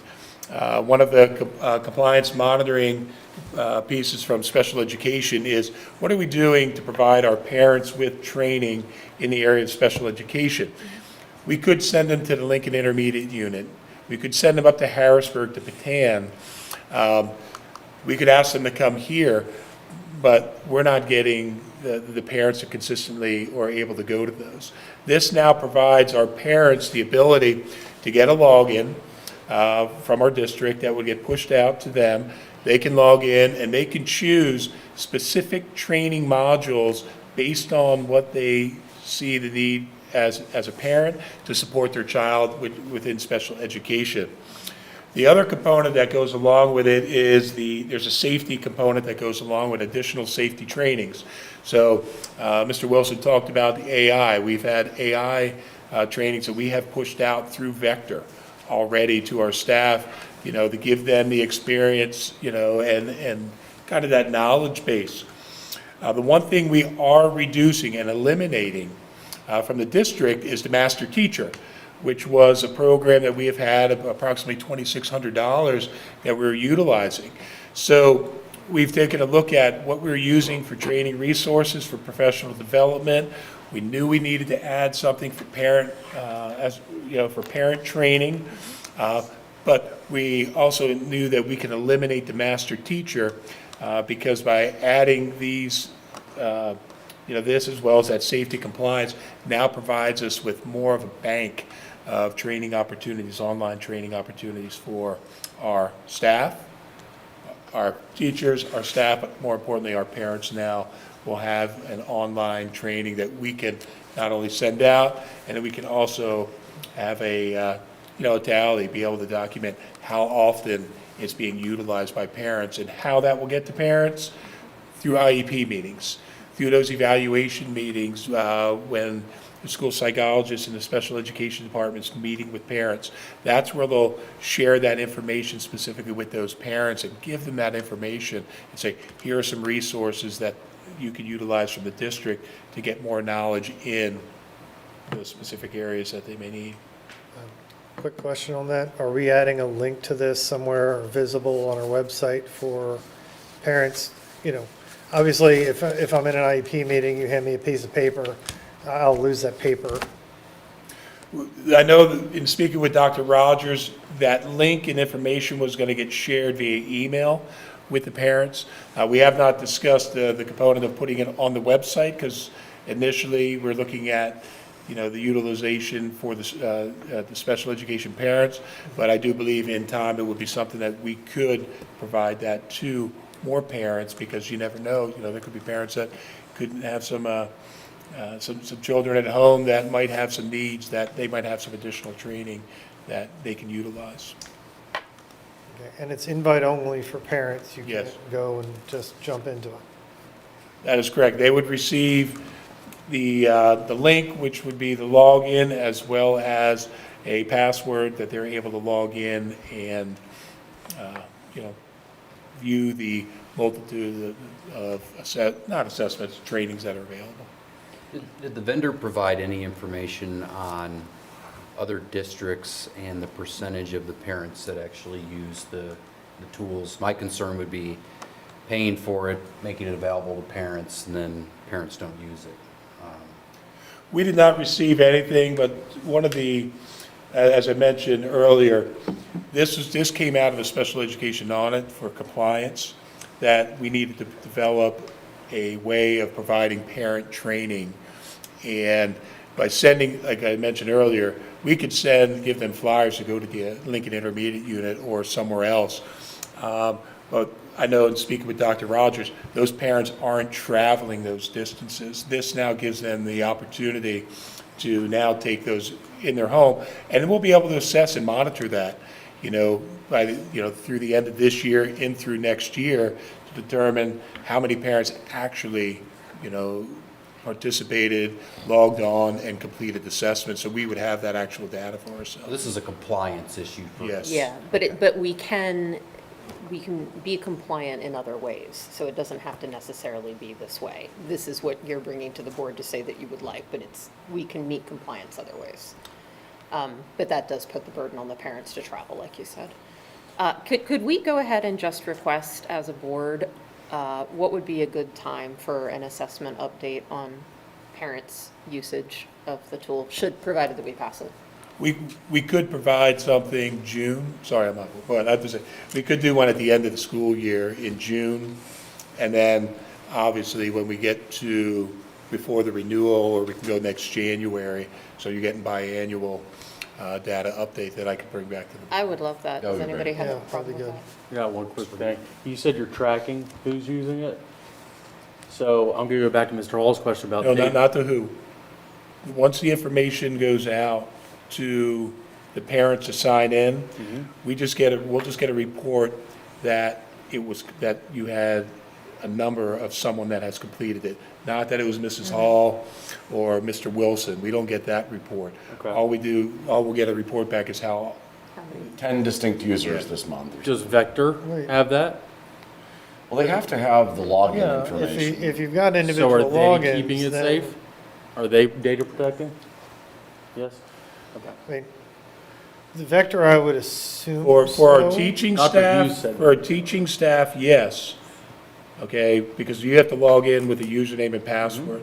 But for the parents, they're given a district login and a password. Generic one? Yeah, so it's not that. Generic? Yeah, Oh, It's not, well, it's not a parent, they're not getting, Samantha Hall at sycsd.org.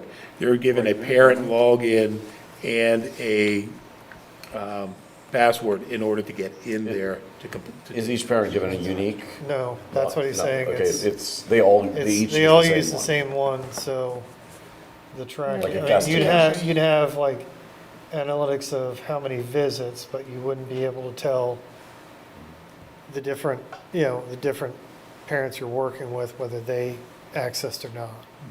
It would still give you a good idea of whether or not it's being utilized. Yeah. Yeah.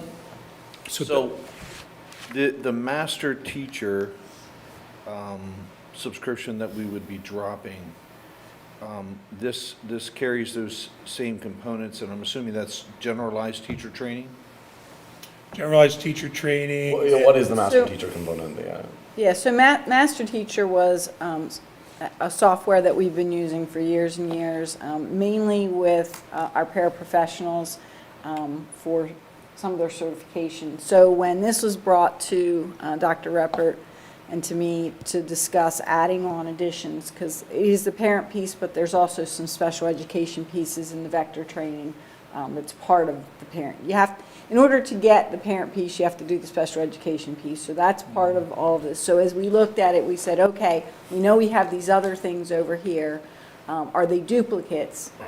So we had that committee go back, research that, and when we looked at it, we feel that between this and some free trainings that we get through Patan as a school district, we can meet what we use Master Teacher for before. We can meet those needs by dropping that subscription. So what we didn't want to do is just keep adding things, adding some subscriptions. So whenever we're brought these requests, we take a look at what we already have, how we're using it, and then do we need it all. So we wanted to be able to meet the needs and the requests that they have, but we didn't want to have duplicates. So in this $8,000 subscription, we're getting safety and compliance training. We're getting the parent component for the special needs program. We're getting generalized teacher training that we were getting in master. So is it like 3 in 1 or 4?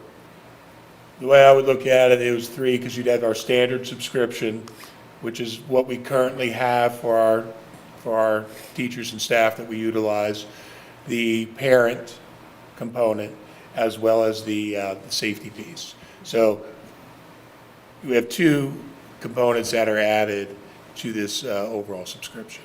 Okay, so the parent and the safety is really what's new, Yes, and then we're dropping the other subscription to, for the master teacher. right, You said that was how much, 2,000 what, the master teacher? 27, basically, it's Gotcha. 2673. You're really adding about $2,000 for the Parent piece. parent component. That's the question.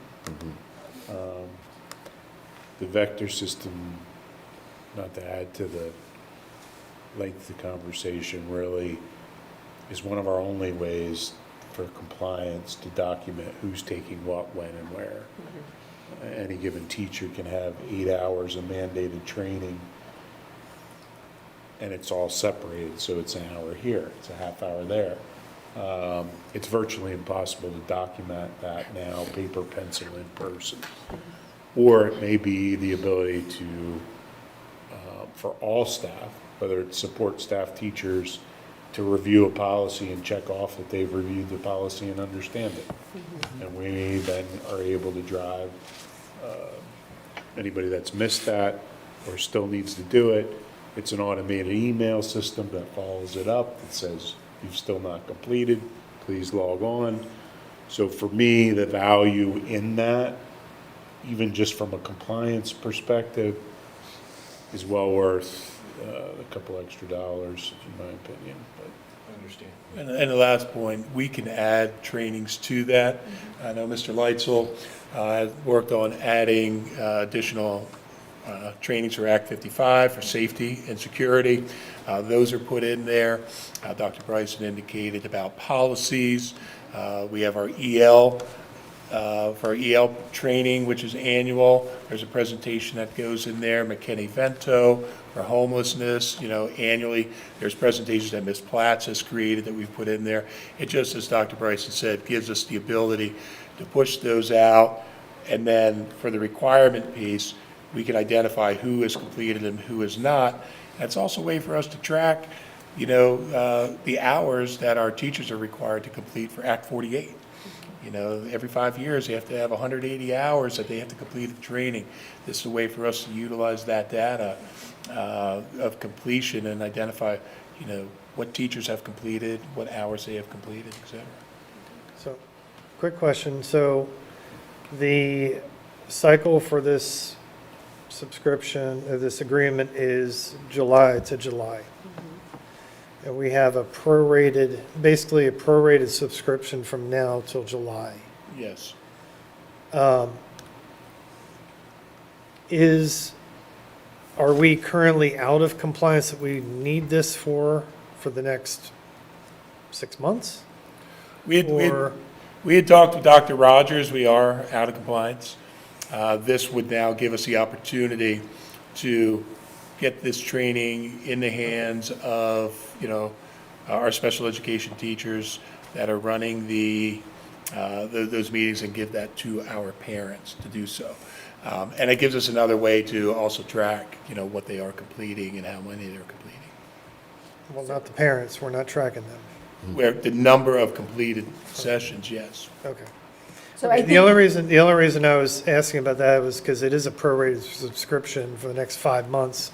I was going to ask if it'd be beneficial to just start July 1st. So we did ask that question when we had our meeting with the committee, and the answer we got, because we were kind of looking at it the same way you're looking at it, and one of the answers we got was, as you're going into the spring, you have a lot of IEP meetings and you have a lot of meetings with parents, and this would be an excellent time to get those resources to those parents as you're meeting and working with them. So really, in their mind, I think, not putting words in their mouth, but what I took from it was this is really a good time to be able to help those children and those families with these resources. So that's why we're recommending the prorated versus waiting till July 1st, because we kind of asked that same question as we were going through things. All right.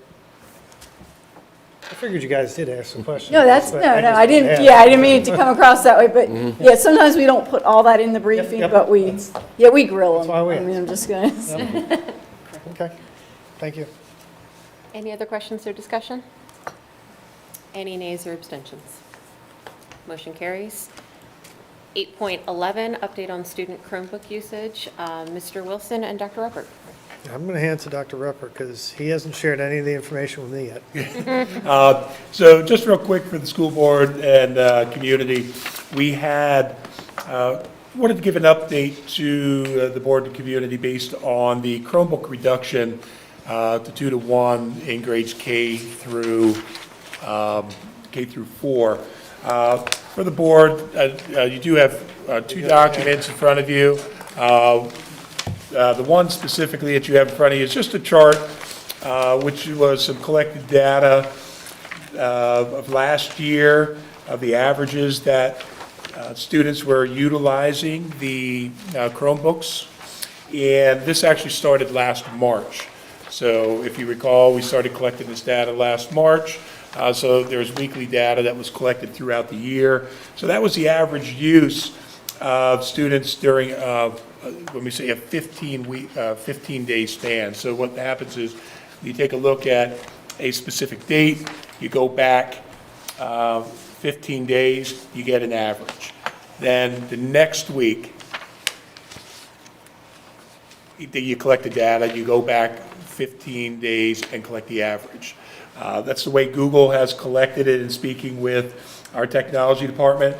And what we're able to determine is if you take a look at what the averages were, and this was at the end of last school year by grade level, we just started collecting that data as of the 12th. So the first week we're back from school. So we know it's pretty, students had come back, that first week of school, kind of getting back into the use of devices.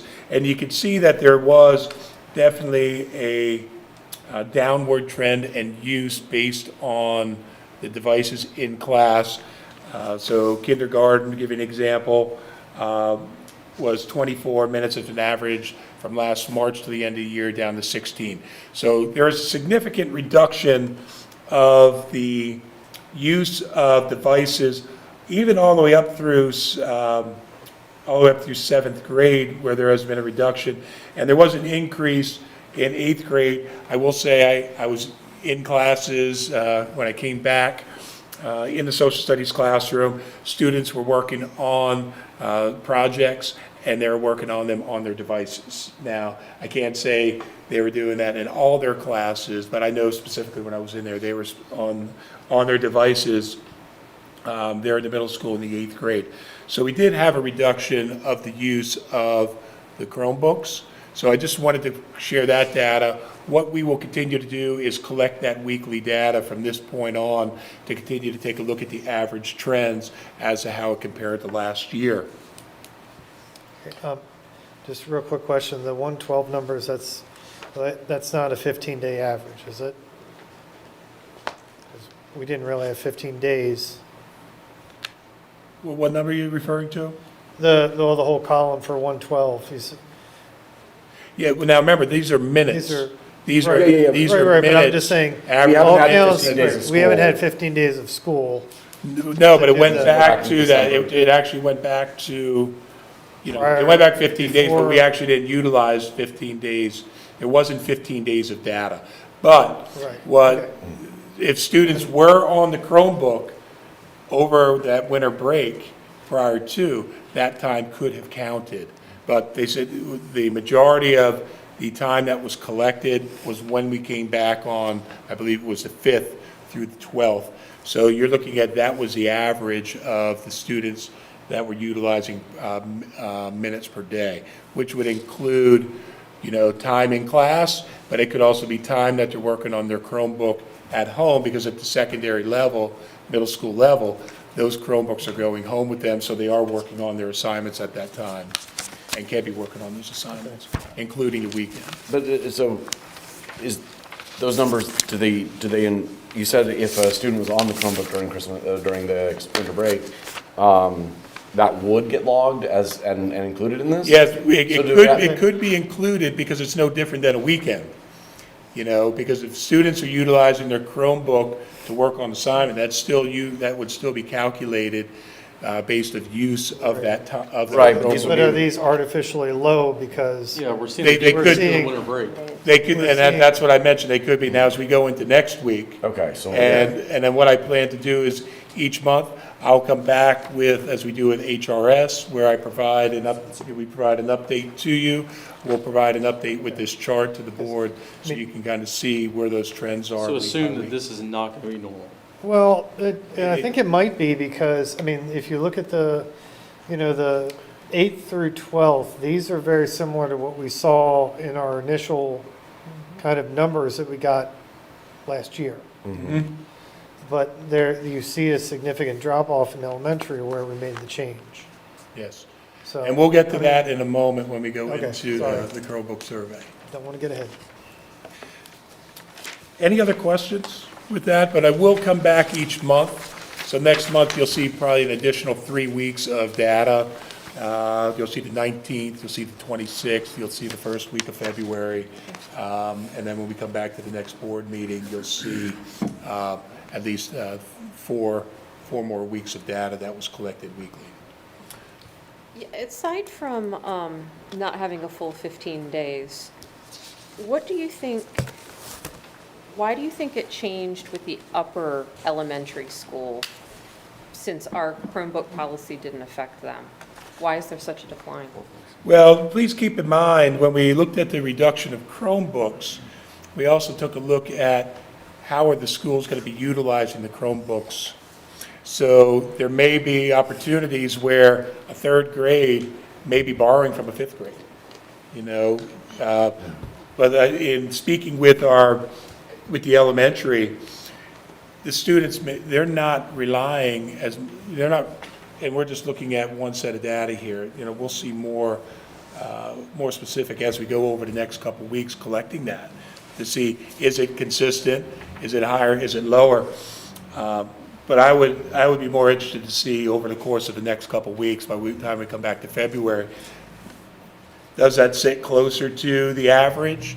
Or is it still going to be low based on the usage right now? But this is 1 week, even though I mentioned it is a 15-day collection of data, it is really 1 week of data. And the first week, students came back from a 12-day break. So it's the nature of the period of time. And Yeah, I would believe it's the nature of the period of time, but only data and time will tell Gotcha. as we go through the next month. Thank you. Thank you. But I do want to take a moment. We did send a quick survey to grades K through 4. Kat, can you click to the next screen? So when you look at total participants from kindergarten, first, second, third, and fourth grade, we did have 43 responses. It does show the breakdown based on the grade. So we did have very solid participation of the staff members through kindergarten, fourth grade in all 3 elementary schools. How many people did it go out to? I guess Mrs. Hall asked earlier about, total, then how many responses? Was it like I do not have the exact number of K through 4 teachers. just a ballpark? Well, I know my thinker's going to come up with that in a moment. Okay. Sorry, I did not have that I number think there. you're 90% with that. That's, Yeah. right, that's 5 grade levels, Yeah. It's maybe pretty 8 high. to 9 teachers 3 per. grades, there are 3 buildings. Okay. I'm just curious. Okay, can you move to the next one? So the first question that was asked, since the move to 2 to 1 in the elementary school with Chromebooks, indicate the impact of instruction. So this is the impact of instruction, the teacher's instruction during the first semester. As you take a look at the pie chart up there, 48.8% indicated that there was a significant impact based on going from 2 to 1. We had 37.2% indicated that it was minimal impact, and 14% indicated no impact compared to last school year. Is this meant to indicate negative impact? Negative impact. No. significant impact is a negative impact on the instruction, a significant impact on the instruction based That on the could go either way. reduction of the Chromebooks. The ones that indicated no impact, that means that you reduced from 2 to 1, they believe it did not have an impact on the instruction with the reduction of the devices. So what we're saying is, from a teacher's perspective, the orange, the 48%, the significant impact would be a negative. Yes. So what we're saying is 48% of our teachers are not happy about, or is that? That is correct. Okay. I can go to the next slide. So then the second question that we want to ask is, since the move to 2 to 1 in the elementary school with Chromebooks indicate the impact on student use of the Chromebook. So when you look at student use, how has it impacted the students in the classroom regarding the use? Based on the 43 teacher responses, significant impact, 69.8% of the teachers indicated that reducing that has impacted the students in the classroom. 20.9% was a minimal impact, and a 9.3 indicated that it did not have an impact at all based on the student. So the first question dealt with teacher instruction. The second one dealt specifically on how they believed it impacted students. In terms of how much time and how much use of the Chromebooks there is? Yeah. Excuse me? In terms of how much use of the Chromebooks there is? Because this all says, actually both charts say use, no impact of use, minimal impact of use. Is this, so what was can you give us like the actual questions that were asked for these two surveys? Those were the questions. Okay, so you asked. And the Likert scale rating was indicate significant, minimal, or no impact. So what's interesting there is, to me, significant impact doesn't necessarily say positive or negative. It could be either. It could be either. No, in the email that we had sent, did it have an impact on the instruction? Right. Did it have an impact on student use? I also had an additional comment, which I have an additional document that I will put in the board drive tomorrow. There was I did open up an opportunity for them to provide comments, because I thought that was important. And many of the comments that were in there, 26 out of the 43 had provided specific comments in there. And comments were that the reduction has impacted our ability to provide the assessments because they're consistently sharing devices or trying to work out sharing, impacting, especially at the early elementary, impacting their keyboarding and typing skills because they're not using it as often. And another part, the comment that came back with the assessment is at the elementary, they're utilizing iReady and assessments that they're specifically using there. Several had noted concerns for the grades 3 and 4 who will be testing the PSSA online. Are those students going to have the necessary skills, to be able to take those tests, whereas when they were one-to-one, they had a lot of practice with the devices when they were utilizing, the assessments last year. So this is just feedback. And several indicated the sharing and borrowing, even though they have procedures in place. Some have indicated that they're just utilizing, traditional instruction within the classroom because it has become a barrier with the borrowing, especially when they're looking at their PLCs, when they're trying to discuss where are students at regarding certain assessments that they're working on. If Samantha, Jeremy, and Mary Lee are both third grade teachers, and they want to get together on a Friday to talk about how their students are performing, where they might have been able to do it all in one day previously. Now, it may be one day of assessing here, next day with Jeremy, the next day with Mary Lee. So they may not be able to get within that week to have that quick data discussion because they have to coordinate the sharing of devices, not only between their team, but potentially pulling from a fourth grade, and using devices, for the third grade to support them with an assessment. So I will have the comments that will be attached, and I'll include that within the board director's drive in education under Chromebook survey. So I wish the question maybe would have been a little less ambiguous, because if you look at the second question, has basically the usage, I would assume, been decreased. But It's yeah. been decreased. So if the usage has been decreased by essentially 70%, which is what it says, then a significant portion of the 50% claiming significant impact could be that the significant impact has been an increase of instruction because of less Chromebook usage. But wait, So- they're talking about assessments here. I'm The sorry? kids- They're talking about assessments that they're supposed to be taking on their Chromebooks, so maybe we need to walk back some of it, Well, I especially mean, for the question testing the question grades. doesn't really indicate whether or not you are labeling that significant impact as a positive or a negative. Right. But the comments do. Right, but Well, but- Well, the comments comments- tend to be negative. If we had Yeah, 43 comments comments, then I think we could subscribe that, yes, that is true. But if you have 10 negative comments out of 43, that doesn't necessarily confirm the data. I mean. Right. Well, but the data does indicate that the majority of folks do say that it's definitely impacted, and with the comments coming in, even though they're generally negative, I think that's something that we should definitely open our ears to and adjust to, so that especially the And we 10th can- grades. And the We can. And the comments that I summarized, that was the trend, those were the trends that I was pulled from the 26 of the, 26 comments that were there.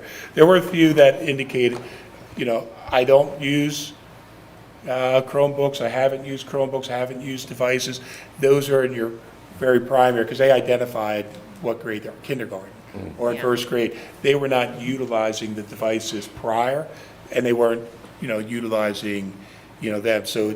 That would be no impact. That Right. would be, that would be your no impacts. It's also worth noting that any change is going to have a certain amount of difficulty in making the transition. So it's to be expected that there would be, but I agree that the wording of the question makes it difficult to know, are some of those who say a significant impact, is it a positive impact? Even if it's like a quarter of those, that still impacts the way we interpret the data. And I can't tell from the way it's presented I and worded. piggyback on what Mr. Hall said too, the way that the question is asked. And then I guess I would also say, and I sympathize, like this is not a criticism of teachers in the slightest. We're here to impact education, and I guess one of the things I would like to know the answer to is not what was hard or what was easier. What affects education? What impacts education? Because the bottom line is, if teachers believe, and I don't want to put words in their mouths, whether they do or they don't, that better quality instruction is happening this way, and it's harder, right? Versus That's true as well. It impacted. jeopardized instruction, but easier. Do you see what I'm saying with that? Yep. Those are, Yeah. and you could say impacted, but better quality instruction. And then also, and again, I am not accusing teachers of saying this, but I don't want to get caught up in, just like we say that we don't as a district want to teach to a test, we want actual competencies. We don't want to say we need Chromebooks so that kids can type, so that kids can take a test, so that they can type, so that they can have Chromebooks. Right? I want, if we're saying we want to use Chromebooks for better education, all right, that's an argument. But not, they need to learn how to type, because learning how to type makes them take this test so that they can, no.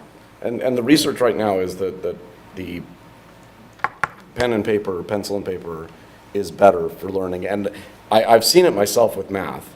When students are presented with a problem on a computer screen, they often try to solve it in their heads, and they'll make mistakes, and they'll try to take short, because when it's on a paper, the problem's right there, and the immediate thing you do is you start writing, because it's already there on the paper. The disconnect between seeing it on the screen and then having to transcribe it onto paper, which seems like a waste, but that's actually valuable to have the original problem statement. The other thing you have is when they don't transcribe the problem down, they try to remember it, because it seems like a waste to transcribe it from the screen. But then they remember it incorrectly as they're trying to work it. And so they're drawn to this, they don't often move it to the paper, or they're reticent to move it to the paper, and that's where they need to be working, especially when they're learning the concepts, and particularly in math. Well, Dr. Reppert, if you could answer the question, please. How are the assessments done? Are they done on paper for these grades, or are they done, do we have a choice there? When we're looking at state assessments, the PSSAs, and I'll just stick specifically with our elementary, but it's true from grades 3 through the high school. It's all online. I mean, for the PSSAs, we're all online. The high school had to move the Keystones this past December, all online. So the state has moved in that direction. So we still utilize those paper pencil opportunities within our classrooms, but we still have to provide the students the opportunity for that assessment, of navigating, that online version. I'll just piggyback on that a little bit, Dr. Reppert. I think he's using the term assessment, and I kind of want to clear that up a little bit. So we still take paper pencil tests. When we do a benchmark assessment, like you might refer to as a CDT, iReady, benchmarking is done in a similar fashion to a state-provided assessment like a PSSA. It's done throughout the year, so you can measure where your students are from a normed perspective. So when teachers do that, they might give a 40-minute benchmark, and then 3 teachers can get together, look at the data, determine where the weaknesses and strengths are, and they might be able to share students or provide small group instruction around some of what that data is indicating.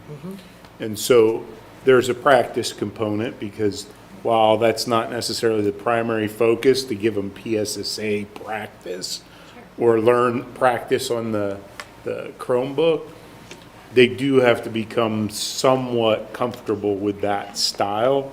So doing that multiple times throughout the year helps that. But more importantly, we're getting valuable data that's statewide data versus just our own classroom data. One of the things the other thing is I hear, Bill, I don't disagree with anything in the questioning of the survey questions, but keep in mind the topic for this board, the agenda itself was around a Chromebook purchase. The request was to get some data related to last year to this year. We supported that, but the time frame that we had to pull this together and get it out to these teachers was quick. So I do expect we're going to get some of that. Okay, that could have been worded different, or this could have been. I think the comments might bring some clarity to it, so it's worthwhile to take a look at that. Administratively, from what we're seeing in the buildings from a principal perspective, we're not recommending decreasing the Chromebooks more, and I'm not recommending you bring back one-to-one in those grade levels. I think we're one semester into that change, and it's going to take some more time. Let's not get ahead of ourselves. Let's stick to the plan. I think the data will show something maybe more in the future as we get to the end of the school year or the beginning of next year. Then there's more time for that to kind of take place and see what kind of impact. And we can certainly share with the officers a draft of maybe a future survey at the end of the year, beginning of next year. You can tweak the wording to what you feel you're getting, what you want from it. But I think this was kind of a quick shot at Yep. getting a No, flavor. this is good. We wanted- And I don't disagree, Dr. Bryson. This was a question that came up last Friday. And we had to turn around real quick because we knew board meeting was today. But I do want to say to the staff that I've taken the time to provide the feedback, and I do agree. This is the first time they've been surveyed since, the change. We look 6 months out, the end of the year, they're going to continue to adjust. Our teachers are resilient. They're going to find ways, different strategies to make this work. So I don't disagree. We get to the end of the year, we have another opportunity to do that. But I'm also in support with Dr. Bryson. Wouldn't be recommending reduction, any further in other grades, nor would I be recommending we need to add back, that K to 4, because we're seeing that they're able to work through the things within the classroom. They just have to navigate some additional strategies in the balancing of utilization of those devices, which is going to take time, but we're only a couple months, halfway through the school year at this point. I think it's a fair point that this is new, and so it's anything that's new is going to take some time to get used to. I guess really quickly, one other thing I'd like to highlight when you guys look at the charts. This is the recommended 2 hours per day and 1 hour per day for kindergarten. At first, I looked at these numbers and I was thinking, wow, we're doing really well, right? But this is for children per day in totality, and this is just what they're getting in school. So if your kid has a cell phone, if they have laptops, and so we're really not knocking it out of the park if we've maxed them out almost. If you look at 8th grade, they're at 161. Yeah, they're already open. They're already maxed out, and that's without, and now I get your point that whatever they do on their Chromebooks at home, right? But that's not the only measure that we should be looking at. It's screens in general. They're already maxed out. So. I also, and if I can, with the data that the teachers provided us, so, that really gets my personal attention, especially when you appear to get such a high response level from those teachers, because they're really, the boots on the ground on this. And, not knowing exactly the teacher data, but about 50% of that data came from the 3rd and 4th grade. And you would think that, the classroom sizes are probably a little larger in the 3rd and 4th grade windows than they are in the kindergarten, 1st grade windows, so the ratio of teachers responding in those grades may be a little higher in the 3rd and 4th grade. And you might be, they are probably going to see the greatest impact in 3rd and 4th grade from that than your kindergarten, 1st grade, 2nd grade teachers are going to see. So it will be very interesting to see how the data pairs out, and whether or not we need to make adjustments in that 3rd and 4th grade level, because if accepting the comments that this is leaning more negative than positive, then that would also seem to represent those higher grades having a higher level of response.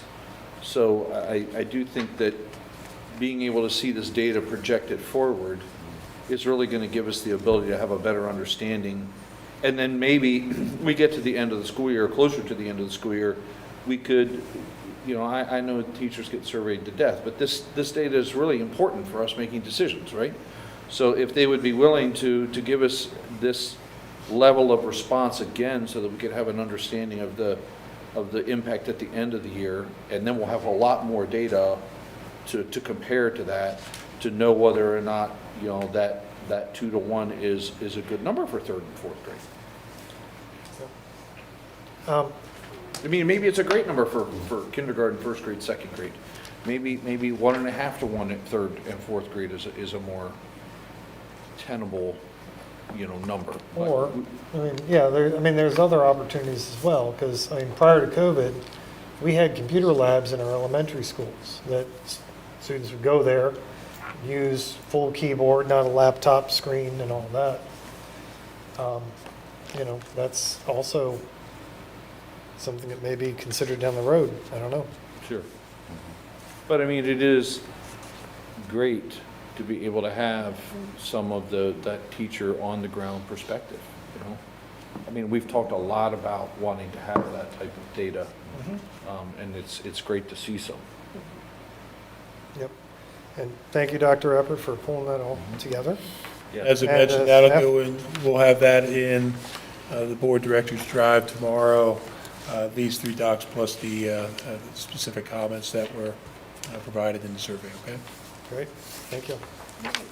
8.12, other items of business. Guys, you'll never believe it, I am done with the education report. Back All to you.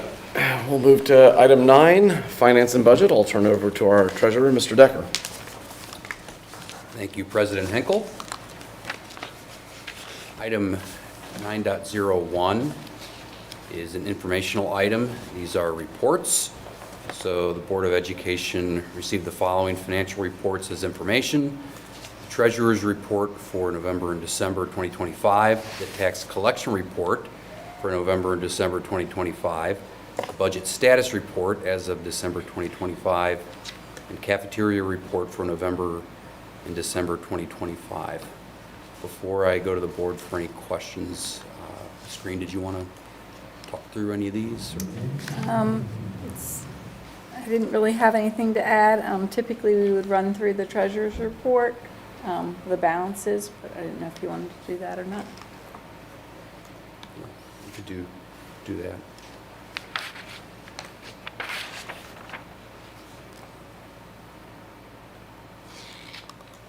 Did you want to do that, or did you want me to do that? Typically, the treasurer would do it, but I can. Yeah, if you want to do that this time. Sure. Pull them up. Okay.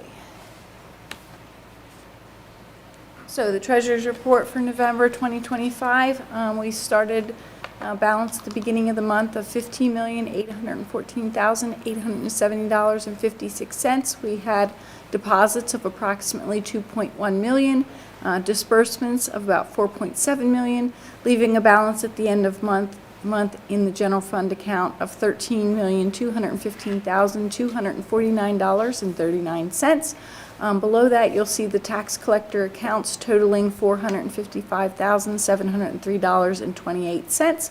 And then we have the investment account, which started a balance of $28,589,215.27, with deposits and maturities netting to $5,366,148.94 for an ending balance of $33,955,364.21. And below that, you can see on the report the details of the investment account and what makes up the investments in the district. So then for December,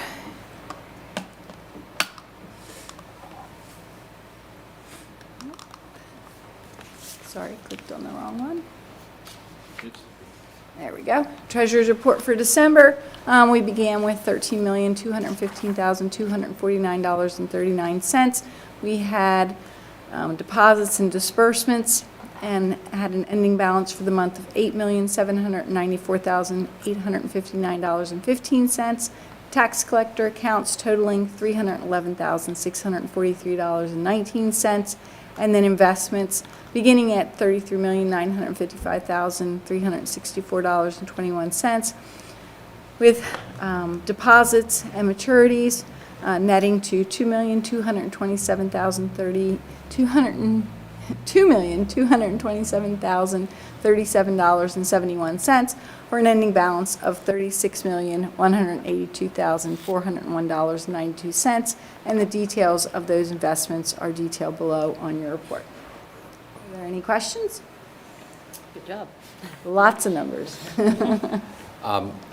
Quick question. So it looks like on the December report, the last CD initiation would have been early October, and we're at about 3.85 on that. Wondering if we've initiated any since and kind of what we're seeing now. Yeah. Yeah, so, And then also, are we getting kind of close to our short-term cash rate on our CDs? yes.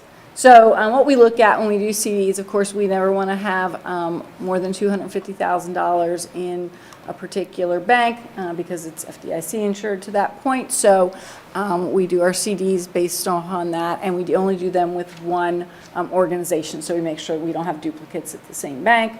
And then we also look at, like you were alleging, we look at how close we are to that short-term balance. So Orrstown Bank, People's Bank before them, give us a very good rate for keeping the money there. So I actually said to Mr. Carrington, is this right? Are they still giving us 3.85%? Because with the Fed funds reducing in December, but they are. So at this point, we feel that it's almost better to keep it at that rate because it is a lot of money and they take care of us. So we felt it's better. So we keep an eye on that, and we talk to folks and invest as we see fit, but we're getting a good short-term rate. Great. Any questions from anyone? No, I just love the cafeteria report, though. Hot milk, lots of nice new recipes, and then all the smiling faces serving holiday meals. I mean, Dr. Reppert, how many holiday meals did you serve? No, those are just a lot of pictures at one place. It It's just kept just me, great. had me moving. I love those reports, and it was so fun too, being at the school to serve, because the kids are just so excited and happy, I made the mistake of offering ice cream. Back in my day, you got ice cream with the holiday meal. Whoopsies. So I had to go back to Dr. Hollinger, if I need to pay for something, just let me know. Matt, you can feel free to work that hat into your daily routine if you'd like. That looks pretty good. You like that one? Yeah, that's good. I told her she was going to have to pay for it. Right? Send me the bill, I'm so sorry. But no questions, thank you. Very good. If there's no further questions, we'll move on to 9.02, review of bills for payment. So the Board of Education to consider approval of the bills for payment that are in your attachment. So I will make a motion to approve the bills for payment. Do I have a second? Second. Is there any discussion? Gotta pay the bills. I had one question. Does the Board Docs platform, if we were to convert this report into an Excel so it was sortable, would that be something that would be doable versus a PDF? I believe it would because I think it starts in Excel and then we PDF it, so you kind of go back the other way. Be easier. Would anybody have any objections if we made this an Excel file instead of a PDF so we could sort it? That makes a lot of Or sense. could it be both? I was just going to say, I would prefer we add both because I'd like to keep a PDF just so we have a final document of what was approved here. Does Board Docs handle Word docs and Excel files very well, or is it just PDFs it handles well? You guys are really asking a lot of tough questions. Well, I mean, I don't know. I have never seen. I have Well, never we seen don't. We Excel. only put PDFs on so that it's Yeah. not changeable. We won't know until we So- try. Okay. So we can try that. Worst case, if we're not able to attach it that way, we could attach it in the Google Drive at the same time. And then if you wanted to look at it in Excel, you could load it that way. Because we do that with the details of the bills. They're in the Google Drive, so we could, yeah, I think we could make that work. I'm looking at Tia because she makes everything work. So can we make that work, Tia? Yes. So we can try to do that. Thank you. Any other discussion? Okay, I have a motion and a second. Any nays or abstentions? Having heard none, motion carries.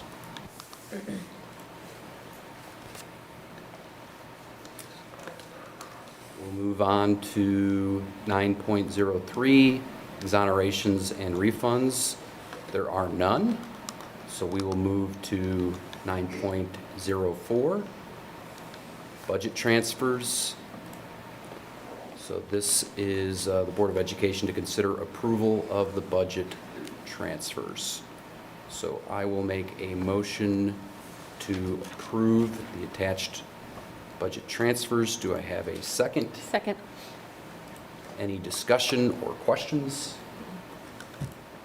Any nays or abstentions? Having heard none, that motion carries.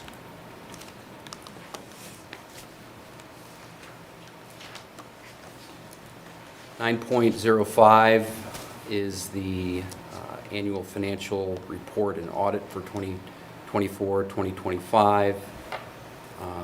So we've received a copy of this, and so Sue or Trevor, did you want to speak to this at all? Sure, if I could.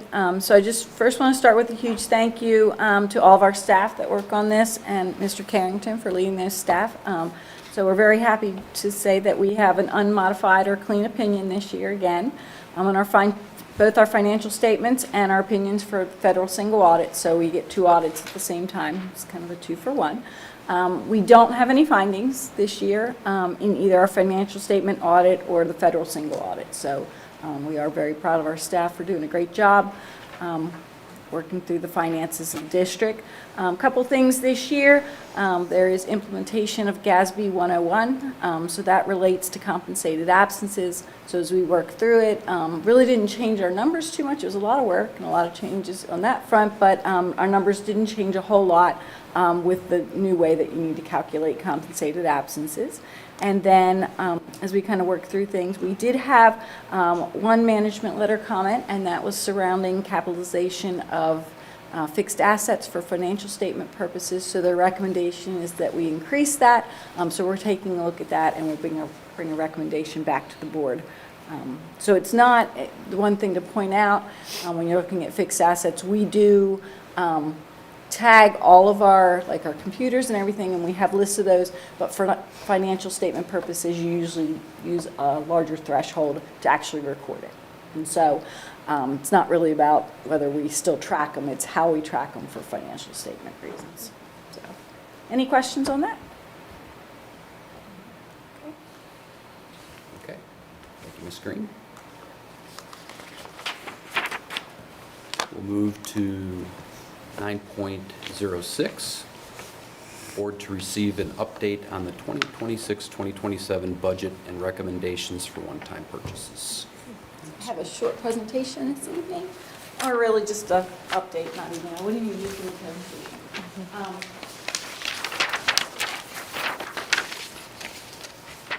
So before we get started on this, though, I did forget to do a slide for, this is the time of year that we usually talk about one-time purchases to see if there's anything, as we're working through the budget process, that really is just a one-time item that we really wouldn't want to inflate the budget for. So our item this year, there's only one that came up, and that is for replacement of AEDs.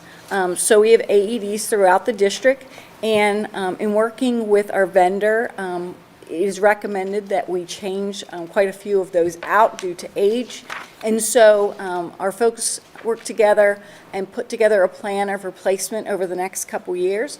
We have one in the budget each year for replacement. We are recommending that we do 4 as one-time purchases, which will be a total of 5 this year. And we're doing that similarly in the next couple years so that we can have them on different rotations, and then we'll have a plan for make sure that they're replaced timely going forward. So we would bring that back if the board deems that that's something we would want to do. We would bring that back for approval at the February board meeting to make that purchase for those AEDs.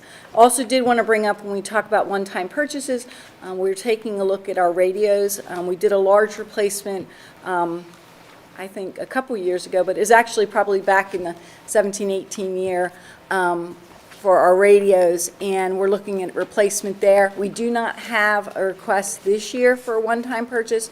It is something we're looking at in the budget to get that in place, but next year we would need a one-time purchase to get those smoothed out. Kind of like we did with Chromebooks, we're trying to smooth these purchases out so that there's not a big hit in any given year. And so that'll be coming forth for next year, but I wanted to kind of point that out now as we're working through the plan for some of these replacements. How many AEDs did you say this year? 4, we're going to have 4 for one-time purchase, and we have 1 in the budget, so it will be 5. And there would be 5 every year, or what's the cycle? Where are you I think it's about 5 every year. Is that what? I know this year, next year it would be 5 each year. I forget after that. But what we did, we can pull up the plan, but what we did is we smoothed it out so that there's not a huge hit in How any. many total do we have?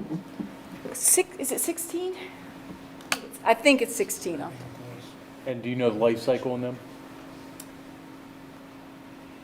5 to 6 years, I think. And I think what we tried to do is get it smoothed out in that way, but because of the age of some of them and they're falling off, we had to do it in this way. But I can provide that for the board, is the actual plan. Yeah, I mean, if we have 16 and they have lifespan of 5 to 6 years, it sounds like it might get down to 3 per year. Yeah, and I think that's what, I think Ish. Mr. Henkel, after this first 2 years, I think then we smooth out.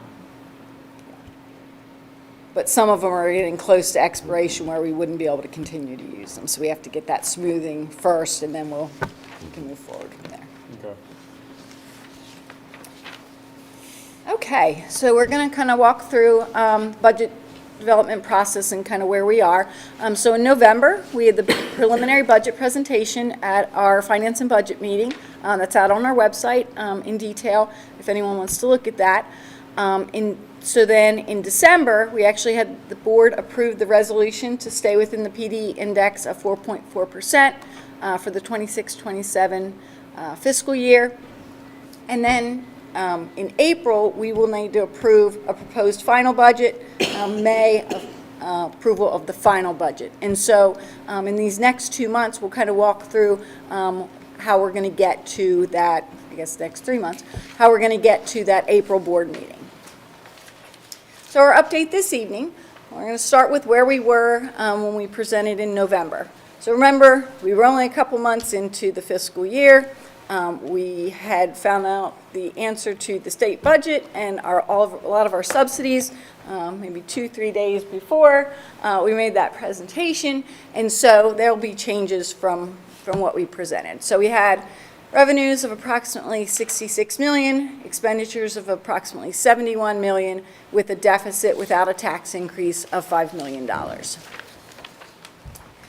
So some of the updated information we have since that meeting relates to our PSERS, or retirement rate from the state, cyber charter school rates, electricity rates, and then reduction in contingency, which we do every year. So when we do that original budget, we want to, our whole goal is to make sure we can make it work. And so really that's what we're looking at. So now we can kind of reduce things as we kind of walk through as applicable. So we'll start with the retirement rate. It was estimated in November to be 34.72%. Remember, that is a rate that is applied to every salary dollar. And so while it looks like the change is not that big from the estimated rate to the actual rate, you're talking about over 1% of every salary dollar. So it is a big change from November to when we found out what the actual rate was. So the estimated budget reduction for that is about $164,000 net. And so, my things kind of moved around on me. So the reason I say net is because when we look at retirement, there's two pieces. There's the expenditure piece and the revenue piece, so we'll look at that in a second.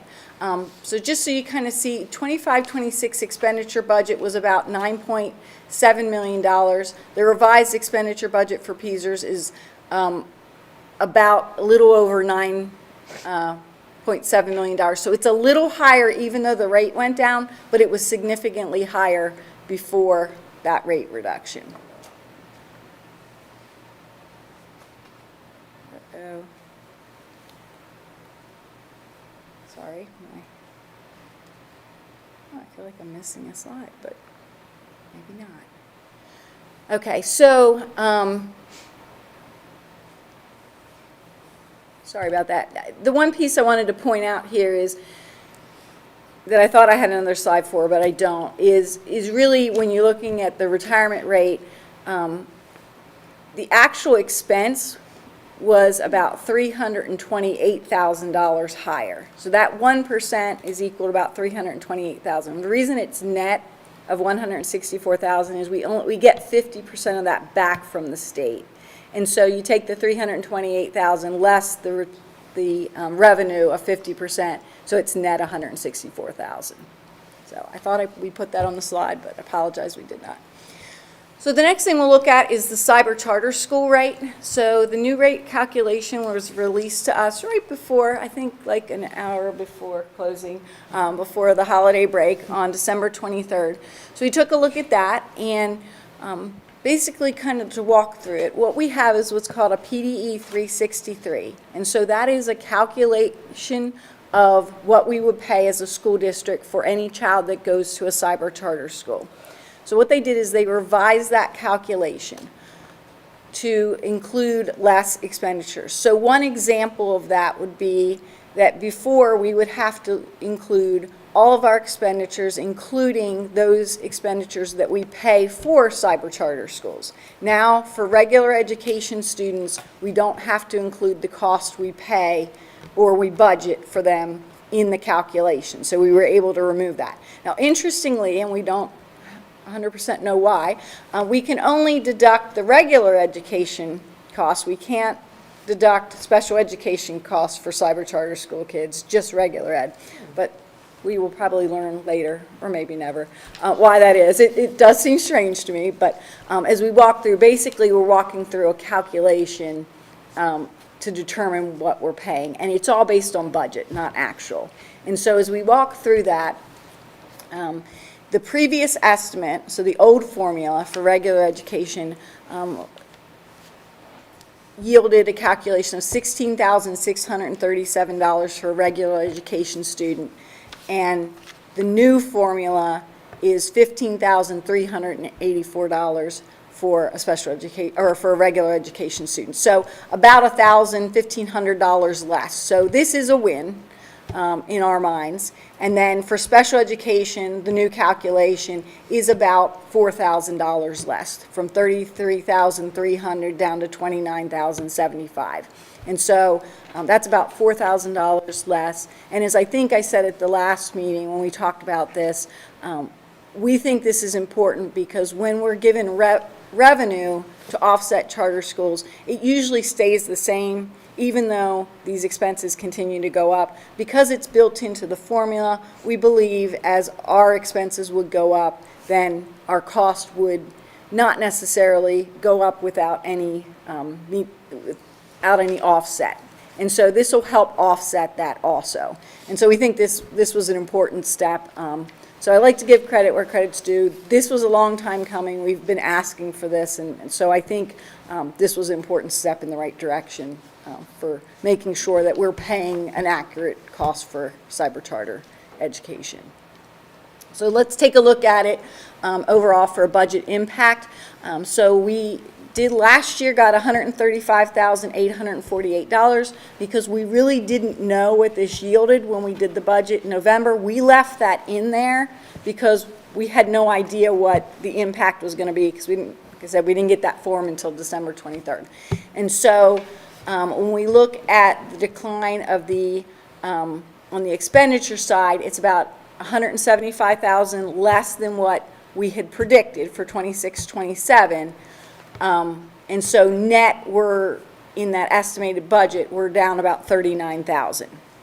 So I do want to point out, though, as we're walking through this, so it's $39,000 than what we predicted in November, but our actual costs, and it slid on the slide, so I apologize. When you do it on your computer, it looks different. So 25-26, our budget for charter schools was $1.6 million. It is still $1.6 million, so a little bit more, about $22,000 more. So our costs did not go down from last year to this year. I want to make sure everybody understands that because I don't want people walking away and saying, oh, our charter school costs went down $175,000. They did not. The estimate went down $175,000 for 26-27. So we're really about where we were last year, which, again, that's good that they're not going up. So, that's not a bad thing, but I don't want people to walk away and think our charter school costs went down from last year to next year, or from this year to next year. Does that make sense? Does the net change up or down? So the net change is actually to our good. Okay. Say it that way. So expenditures will be less than what, yeah. So thank you. Good point. So now we'll talk about electricity rates. So when we presented in November, the one thing we said is electricity was really going up drastically for us based upon discussions with our consultants. We were able to get more information from them. They have more information, we have more information. So as we walk through it, there's two pieces to our electricity, our wholesale rate and our adder fees or our adder rate. Those are the two biggest pieces we look at. So the wholesale rate decreased from $54.34 to $52.87 per megawatt hour. And the adder rate decreased from $75.98 to $67.13. So a reduction of about $10 per megawatt hour. So this is a big reduction in what we presented in November. But again, this is where we want to look at how the budget impact. So we were predicting in November that the cost would be about $1,089,000. Huge increase for us. It's now down to about $1 million. The consultants and the market is still looking at electric because out there, there's still this concern of these adders. We feel this is a good number, but if you look at what our budget for the current year, 25-26 is, it's $840,000. They're predicting it to be $1 million next year. So that's still a huge increase for us of about $160,000. And the $840 that we have this year is up from the year before. So we're hoping that electricity starts to stabilize as we walk through it. So budget now, based on our vision, so as we talked about, we were at a deficit of about $5 million. We've had some positive news that I kind of just walked through of about $289,000. We also recommend at this point we feel comfortable reducing that contingency from $400,000 to $300,000. So those that have been on the board, this is typically when we usually make that reduction as long as nothing comes out of the woodwork between November and now. So that leaves us a deficit without a tax increase or use of fund balance of about $4.6 million. So if we look at our use of fund balance, wanted to kind of present this slide in this way. So our fund balance at July 1st of 2025, so the beginning of this fiscal year, is about $27 million. We have allocated projects, or money to the GISA projects of about $7.4 million.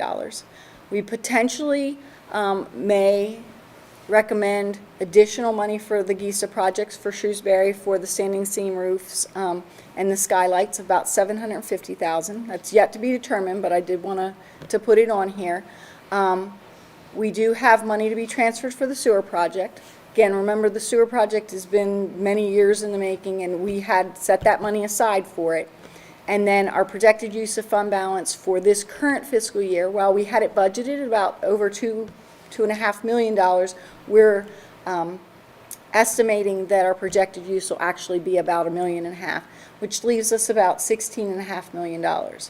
Do want to take the opportunity to say this fund balance was put back for the capital project. So everything we've done and this roll forward is what it was intended to do. But we have moved from about $27 million down to $16 million. So I think as we look at the recommended use of fund balance in this budget, we need to really take a look at this fund balance is being spent down. Plus, we still do have those immediate needs from the feasibility study. We will talk more about that. I know I've been working with Mr. Hall and Mr. Buffington and our consultants on that. What are the immediate needs? What are the high needs, medium needs, and low needs? I think we have about $30 million that are in the bucket of immediate needs. And so as we walk through that, and we talk about what we use of our fund balance, we need to also look at those in tandem. So that is part of the presentation at Buildings and Grounds in February. But in that, I do want to note that $9 million of that decrease is for capital improvement. Yes, yes, absolutely. And that's, yeah, and thank you for clarifying, because that's really what I was trying to say is we purposely are decreasing it to do these projects, which is what it was put aside for in the first place. So, yes. So we're working through ways to close the budget deficit. So we're looking at a lot of different things. We've had many collaborative meetings with our administrative team. We probably have 2 to 3 a week to kind of work through where we can get reductions. So we're looking at some reductions in expenditures that are supported by our current enrollment. So in the area of professional staff positions, support staff positions, reduction in the number of buses that we have throughout the district, again, based upon that enrollment. But the one thing I want to point out as we work through this, and I think busing is a very good example to do that, is we look at a couple things when we look at busing. We look at obviously the number of riders that ride on the bus, but we also look at how long the children are on the bus and when we get them to school and when we get them home. And because we in the district run a 2-tiered system, that makes it a little more difficult. So let me explain that a little bit if you're not familiar. So in the morning, we pick up the secondary students first, we drop them off, and then we have to have sufficient, we need to get them to school on time, of course, and then we need to have sufficient time to take that bus and then go pick up the elementary school kids and get to them to school on time. And so I'll often hear, well, there's not that many children on that bus, there's only 25, and you can fit much more than that, but really we look at ridership, but we also have to look at how long it takes to make that happen and get the children there. Because our district is so large for proximity, it is difficult to make those changes. So we're working through that. I do think there are some opportunities to do that, but I also wanted to take the opportunity to explain to people it's not as simple as just shove 65 children on there and get them to school, because it's a lot more complicated than that as you're working through it. We really, through the years, especially in the PM, we need to get the children home by 4:30. Things happen that we don't like to happen once you get past 4:30. It's not good for kids, it's not good for families, and honestly, in our district, we're one of the few districts, we ask people to stay, building principals, our staff, everybody, because until our children are home. The later you get, the more we're putting burden on the whole system across the board for those children. So that's just one example. Just think it was, as we're looking at this, there's always more pieces to some of the reasons why we don't cut things. But we are looking at that. I think there is opportunity, but wanted to point that out. And then we're looking at reductions in building and area budgets as we walk through things. So our next steps. We'll continue to revise the budget as we receive new information, because we're constantly receiving things. We're going to do another update in February where we're going to do summary options based upon looking at budget cuts, potential use of fund balance, and potential tax increase. Again, I want to be extremely clear that not in any way saying that it's one or the other, or that any decisions are made. We're going to give options of how we use each of these 3 elements to possibly balance the budget. And then we'll talk to the board about what they'd like to see to move forward to the finance and budget meeting, where we do the full presentation of what we're all recommending is the proposed budget, so that we're ready for that approval in April. And again, a reminder that it is important to stay with the April and May timeframe. A lot of districts have moved to May and June. I would not recommend that, because that does not allow you to get your tax bills out by July 1st. By getting our tax bills out by July 1st, we keep a consistency for our taxpayers. That's very important. You start moving the dates around from year to year, that's bad. And the second thing is, we have to pay the bill as a taxpayer, and so the sooner we can get the money in, the more we can invest it, get interest earnings, and then hopefully not have to have as high taxes in the future. So it is important to get that money in timely so that we can reduce it in the future. So want to stay to that time frame. Quick question on that. Sure. So do you guys have a ballpark number of how impactful the PA budget mess has cost us financially?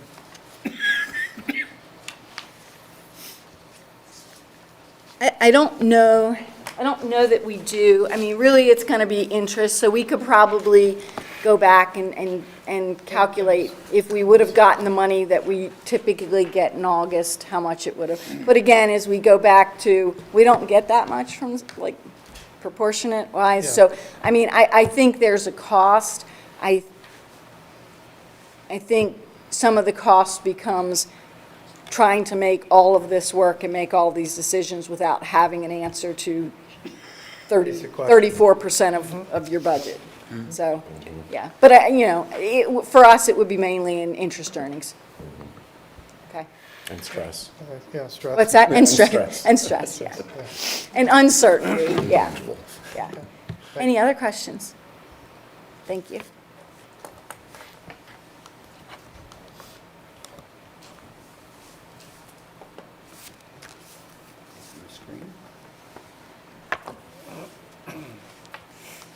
So we'll now move to 9.07.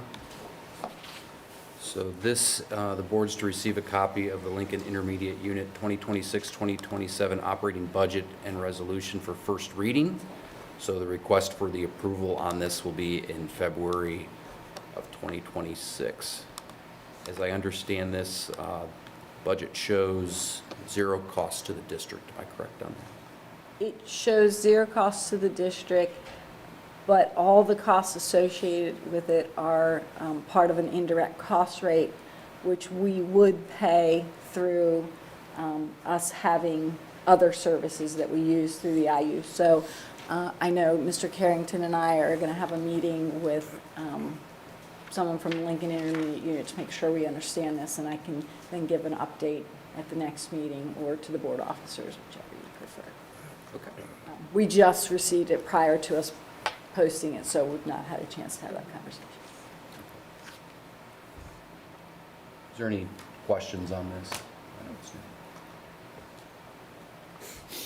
see.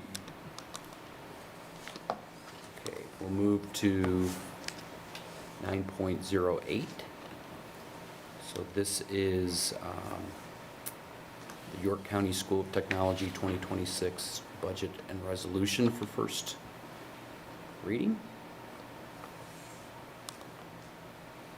Ms. Green, did you have any comments on this? So similar to York County School of Technology, but or to Lincoln Intermediate, York County School of Technology, though, does have a really good summary that's attached. Really good portion of their increase is related to them adding additional buses for transportation to try to reduce those ride times. So that's really where the bulk of the change is there. Yeah, it looks like an overall budget increase of a little over 4%. They are looking at a 21% year-over-year increase in student transportation services. So you're correct, that is it's kind of a significant one there. I just have one question about them. Is there an update on what they're doing with expanding? Because I know that's going to be a lot of money for us in the future.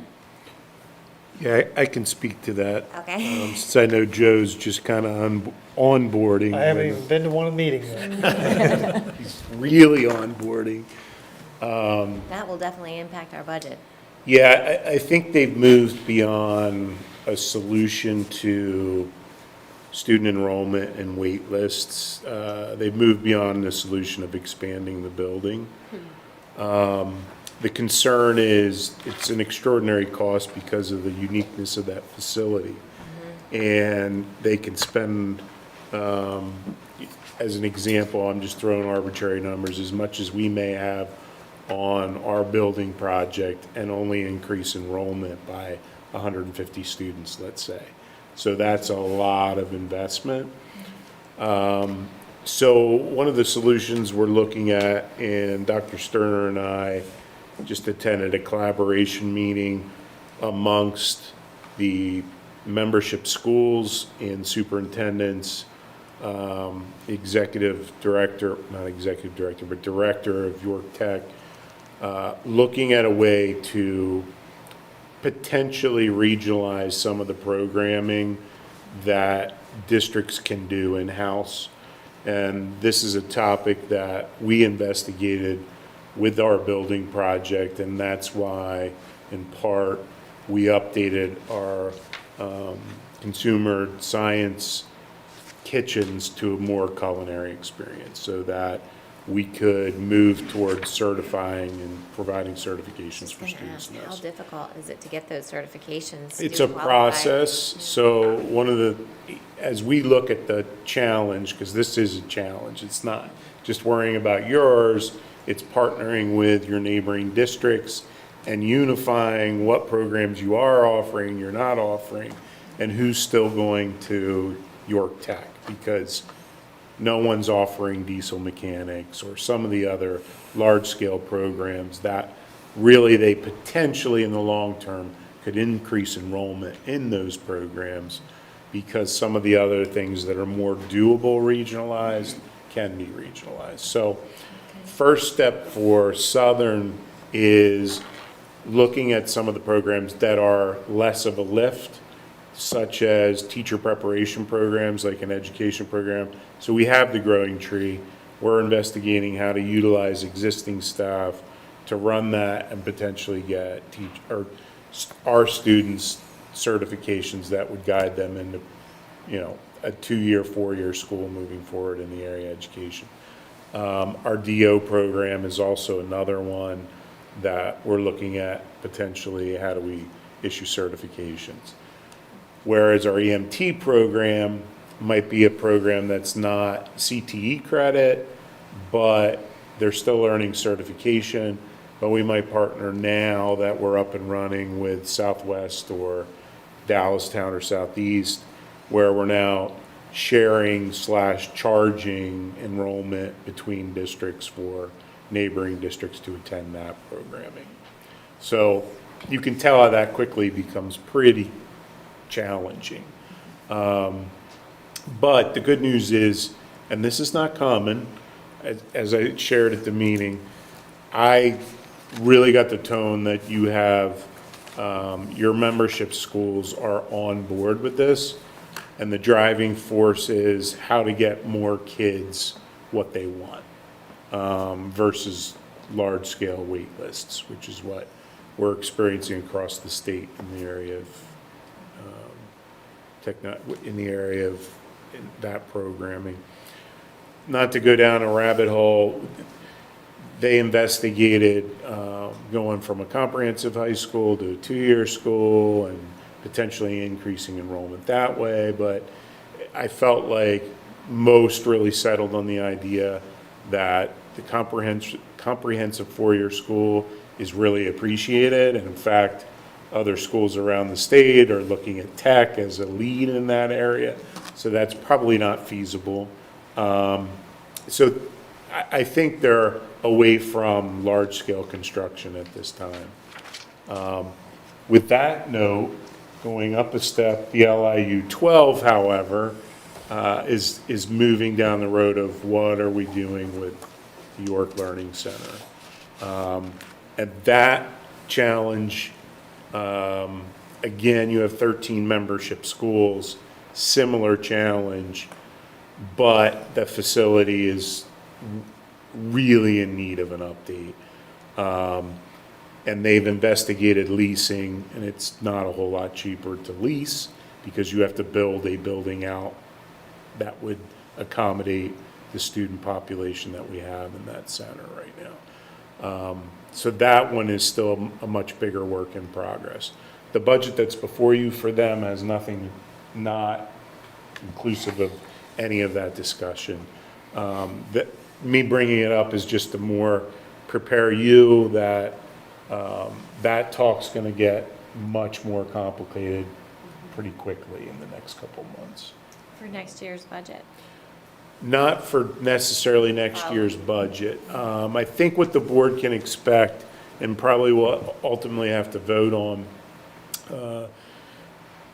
when they rehab, update that building, right now we're paying roughly $70,000 in debt service to that building, each membership school, and they've never increased that for 20, 25 years.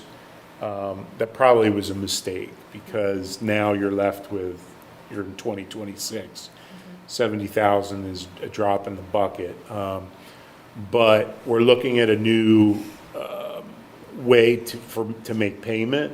So your payment as a school may go from 70 to 100,000 in your annual budget, but then there's a fee per head of student that you send that goes towards the facility bond usage. So a school that's much larger, sending 4 times what we send, is going to have 4 times the cost because they're utilizing the building at a much higher rate than what we would. Okay. We still need we'll expect a formula of how much we're going to have to input to the renovations. I mean, I know that it's going to be in the millions, right? Oh, the overall project, yeah. And yeah. we'll be responsible for some of that, so we need to consider that. Sure, while we're and what thinking I'm about it. speaking to is, it's not a huge jump from 70 to 100,000. That would be towards that project upgrade. But for every student we send, we might spend an extra 7,000 per student. That would be towards the same bond issues. But recognize our numbers are small there. So currently we have 4 attending. So overall budgetary impact is not going to be huge for us. And I know I've been working with Trevor and Sue to already build that in, so it's not this big jump that we have to take on. There are other programs running there, our YAA, York Area Academy. Again, small numbers, we have 1 student attending. But for the other 12 members of the building, there's 150 students in that program potentially.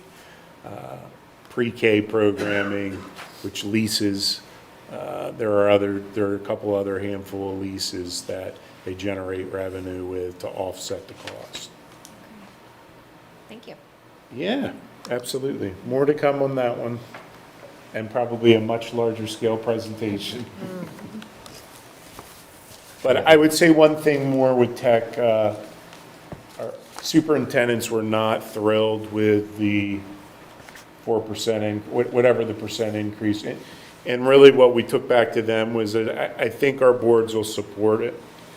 But please, moving forward, more discussion on, look, we're looking at Southern at cutting buses and we're adding buses over here.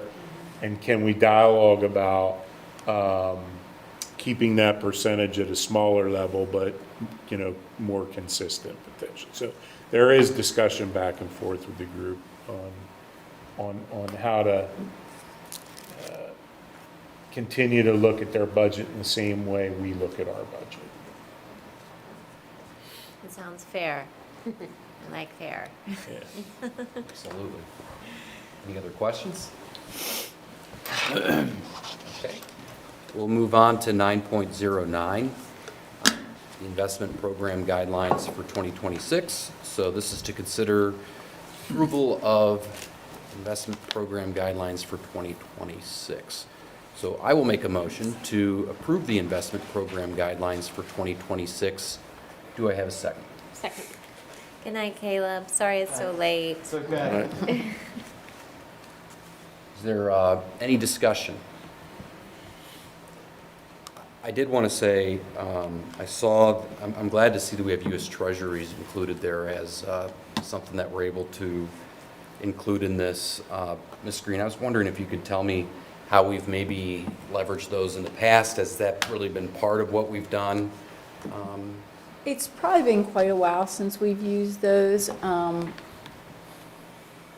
to be honest, until like the last couple of years, the interest rates were like 0.1%. So we haven't used those in a while. It's definitely something we can take a look at. We have to really be careful on how far we go out on things for a couple of reasons, because we could need the money, but also because we're restricted by that. So definitely something we can take a look at, but we haven't recently done that. It's probably been, 15 years since we've had any. Yeah, some of the things I like about them, you have durations, you have maturities as low as 28 days on the extreme short end of the curve. You can kind of, if you're in a declining interest environment, you can kind of play the curve a little bit and sometimes maximize your return that way. And then your counterparty is the U.S. Treasury, which is never defaulted. So you don't have all of those considerations of FDIC insurance and things that you otherwise would have to consider with a bank. You really eliminate the bank as a counterparty. So those are some of the things that I like about those. So maybe in this environment where interest rates are moving down, it's definitely worth taking a look at. If I recall, the limit on the tenor of investments we can hold is 1 year, is that right? It's 1 year. There's some options that we can go to 2, Okay. but we tend to keep it at 1 because there's restrictions on going further than that. But we can look into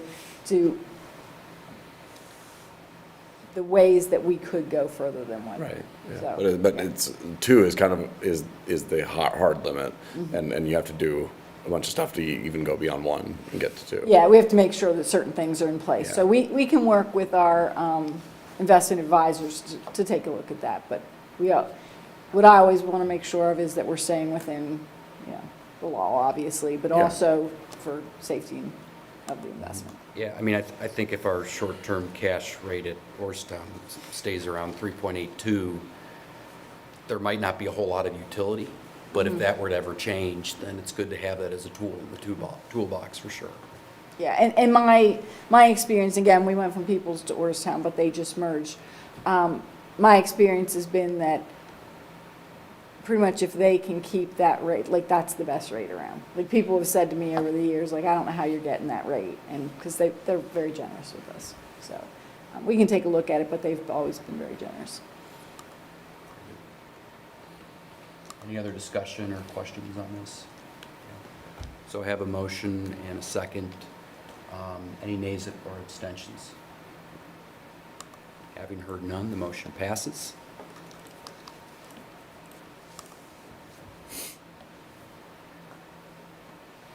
9.10 has to do with the meal prices for the 2026-2027 school year. So the Board of Education to consider approval of the following meal prices for the 2026-2027 school year. Breakfast for all students, $1.25, no change. Lunch elementary, $2.50, no change. Lunch secondary, $2.70, which also represents no change. Adult breakfast at the minimum price required based on a non-pricing breakfast model, also no change. And adult lunch, $4.05, no change. So I will make a motion to approve the following meal prices for the 2026-2027 school year. Breakfast for all students, $1.25. Lunch elementary, $2.50. Lunch secondary, $2.70. Adult breakfast at the minimum price required based on a non-pricing breakfast model, and adult lunch at $4.05. Do I have a second to my motion? Second. Is there any discussion or questions? I have one question, and you may not know off the top of your head, but if you could get it, would be great. And that is, what is our participation rate? I know that was something that was important in that entire process, and I'm just wondering, how those numbers are shaping up. I don't have the answer to that, but I know when there was a question at one of the last board meetings on numbers, we took a look at it, and some of because it was on the report on how many lunches we were doing and how many breakfasts, I think our participation rate has held steady. Some of the reductions were due to having 2-hour delays, so we couldn't have breakfast, or having less school days in a month than we had last year. And so we did take a look and analyze that, and I think our participation rate is hanging steady, but I can get your participation rate, unless you know it off the top of your head. That's okay. That's okay.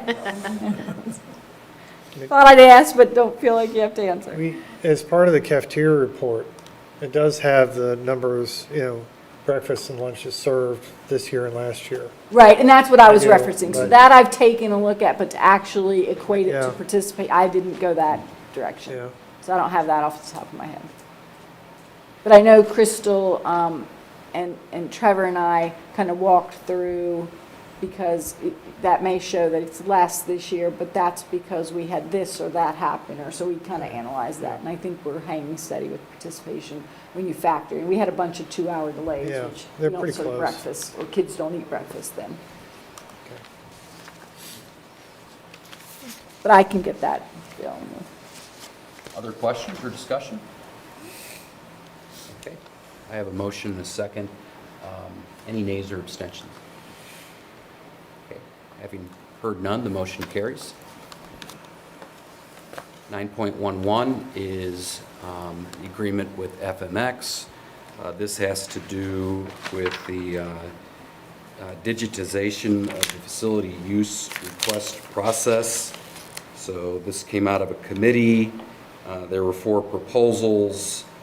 The lowest bid was FMX at $9,750 for a 3-year period. The highest bid was $19,333 for a 3-year period. So I'll make a motion to approve an agreement with FMX at the recurring cost of $82.50 per year for 3 years, beginning July 1st, 2026, plus one-time implementation costs of $1,500. Do I have a second? Second. Any discussion or questions? Doesn't this also include a savings of 2,000? So this also includes looking at all of our existing software and removing a current software that we have, because FMX does the same thing, and kind of combining those together. And yes, it includes, so to answer your question, by eliminating that other software, we're actually to the good of about $2,000.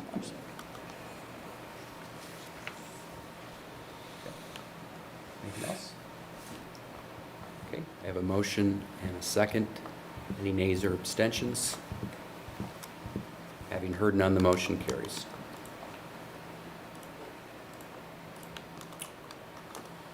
Nine point 12, Board of Education to consider approval of integrated orthopedic services agreement with OSS Orthopedic Hospital at no additional cost to the district. The agreement shall remain in effect indefinitely unless either party gives notice. So I'll make a motion to approve an integrated orthopedic services agreement with OSS Orthopedic Hospital LLC, doing business as OSS Health at no additional cost to the district.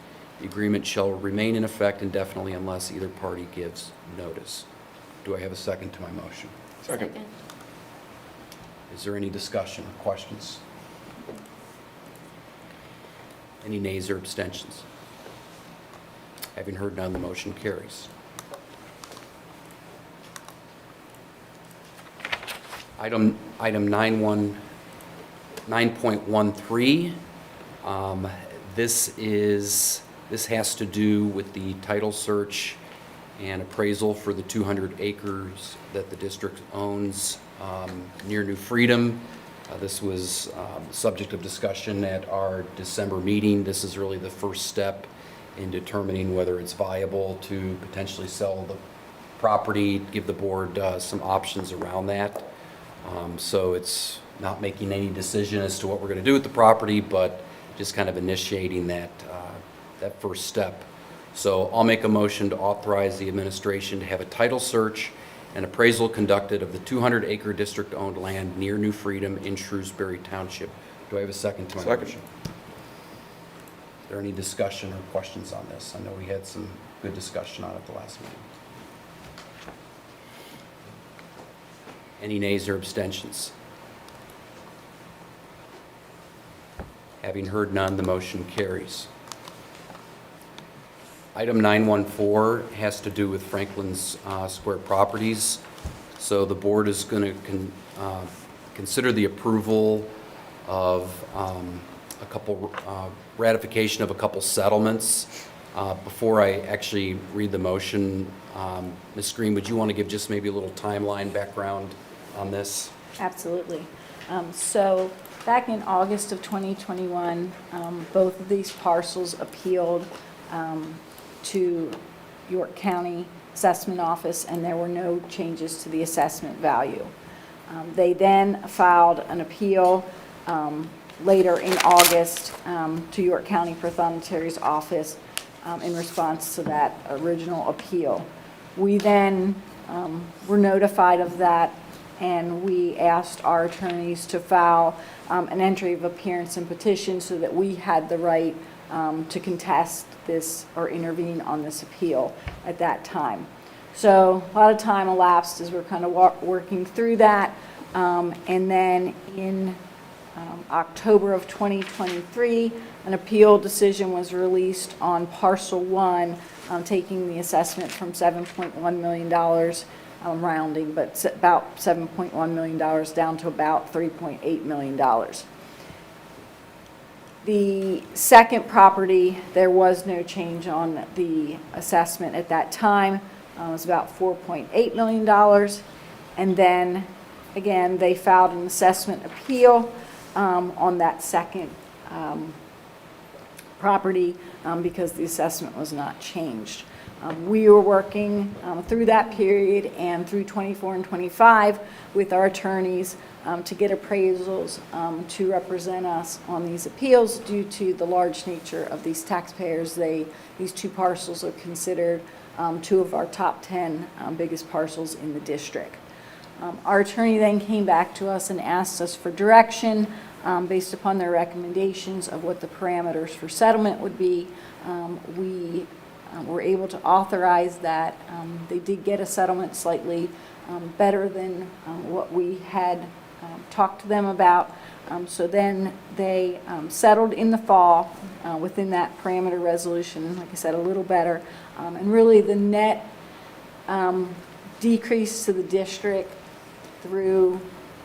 from the actual assessments on the books was about $4,000. So we kind of broke even in the whole thing. We didn't end up losing, but due to the huge volatility of this and then looking at the appraisals and taking direction from our attorney, we feel that it was a successful appeal on our part.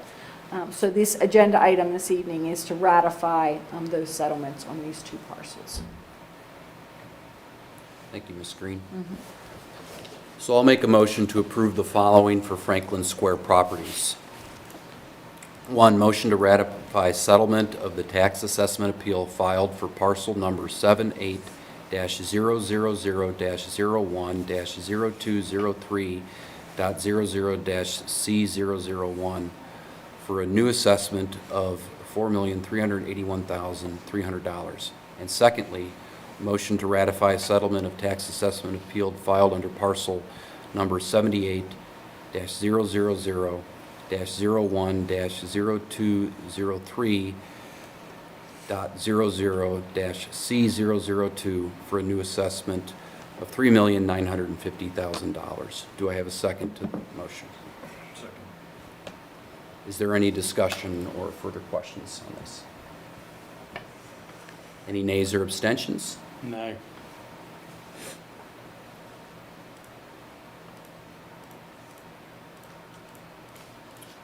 So procedurally, do I have to, I heard one nay, so do I have to take a roll call vote? No. Okay. No, they've recorded. No, we'll just clarify, there was only one nay. One nay, okay. So having heard one nay, the motion carries. I just don't think they should get that much of a decrease. I just don't like it. I know. Gotta vote your conscience.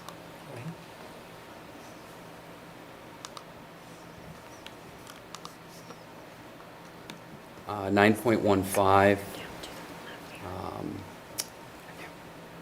Board of Education to consider approval to authorize administration to submit the fiscal year 2025-26 Ready to Learn block grant application, which includes foundation and adequacy funding totaling $1,424,931.55 to be used in the 2025-26 school year.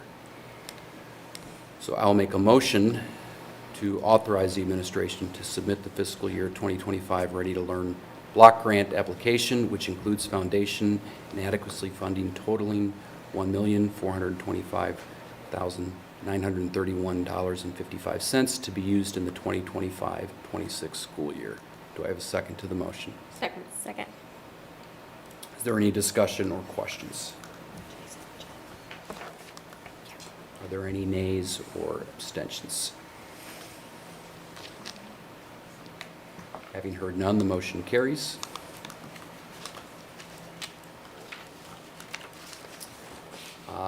Next, we have agreements relating to the hedging of diesel fuel purchased through the Lincoln Intermediate Unit Joint Purchasing Program.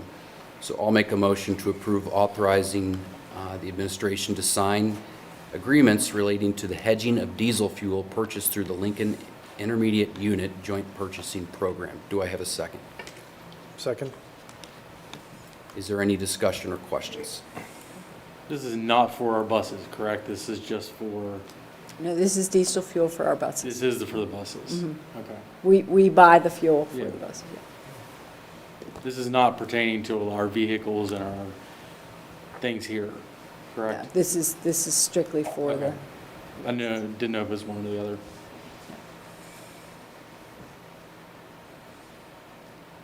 Anybody else? What kind of a savings do we get going this way based on just doing it our own?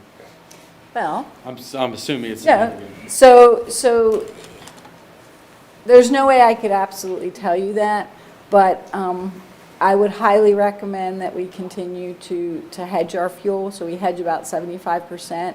And really what it does is it locks in the rate. So to kind of put it in perspective, we're locked in at $2.05 with a 20-cent adder, so $2.25. So I look at it this way: the chance of that going down significantly is minimal. The chance of that going up to $5 is there's way more of a spread. So to get budget certainty in an area where any world event could change it at any given time, that's really what we're kind of looking at. Is it's a really good price that we're locked in. Mr. Carrington sits on the committee, so they have calls on when to hedge and when to actually lock in. And so we do believe it's a good time to lock in, and this just gives us the authorization for that. What is the rate that we're locking in at? It's $2.05, but then there is a 20-cent adder, so $2.25. Per gallon? Mm-hmm. Okay. Yeah. How many gallons is that for? Some years we need 9 tanks, some years we need 8, so it's about 66,000. I think we're hedging for 60 this 60. just based off use. Sometimes we get one in June, sometimes we don't, so it's like an every other year kind of thing. Okay.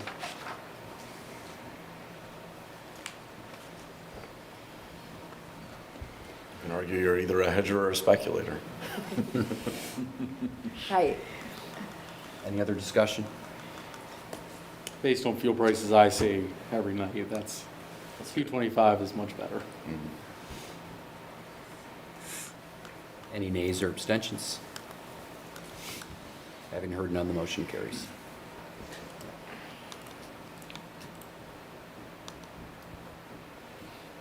Okay, 9.17 is settlement agreement and mutual release of claims by the PA Leadership Charter School.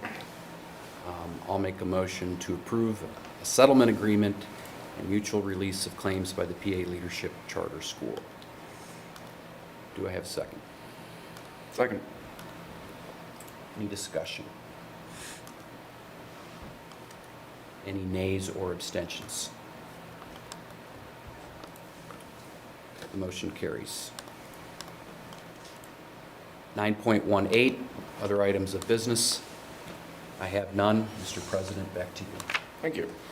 All right, moving on to item 10, personnel and policy. I will turn it over to Ms. Smith-Hall. Thank you. Item 10.01, professional development sabbatical leave. I will make a motion to approve a professional development leave for Christopher Newland for the 2026-2027 school year. Do I have a second? Second. Any discussion? Any nays or abstentions? All right, that motion carries.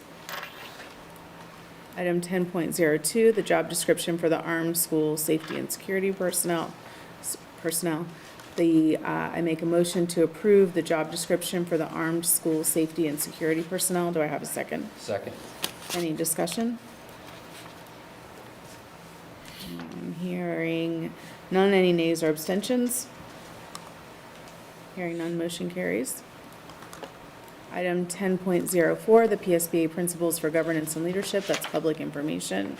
And, and then 10.03, policy revisions for consideration. You should have in your packet your yellow sheets. It shows all of the policies that will be up for review in February for our first reading, and then in March for our second reading and potential approval. And then 10.04, everybody said. 10.05, I have no other items of business. I'm turning it back over. All right, thank you. Moving on to item 11, buildings and grounds, I will turn it over to Mr. Hall. Thank you, President Hinkle. 11.01, we have our water test report for November and December there for our information. 11.02, we have the buildings and grounds report for November and December. Mr. Buffington? Yeah, just for your information, I'll point out the issue we had with the Friendship Elementary roof. We're working with the insurance reps and with the manufacturer's reps, and we're hoping to actually get some reimbursement for some of the work that was already done, as well as we believe the manufacturer is going to pay for additional work to be done. Very good. Thank you. Moving on to 11.03, we have the Susquehannock High School Project Financial Report, which is there for our information. Moving on to 11.04, we have a donation from the All Sports Athletic Boosters to purchase fitness room mats and associated flooring items for the Southern Middle School fitness room. So I would like to make a motion to approve a $7,000 donation from the All Sports Athletic Boosters to purchase fitness room mats and associated flooring items for the Southern Middle School fitness room. Do I have a second?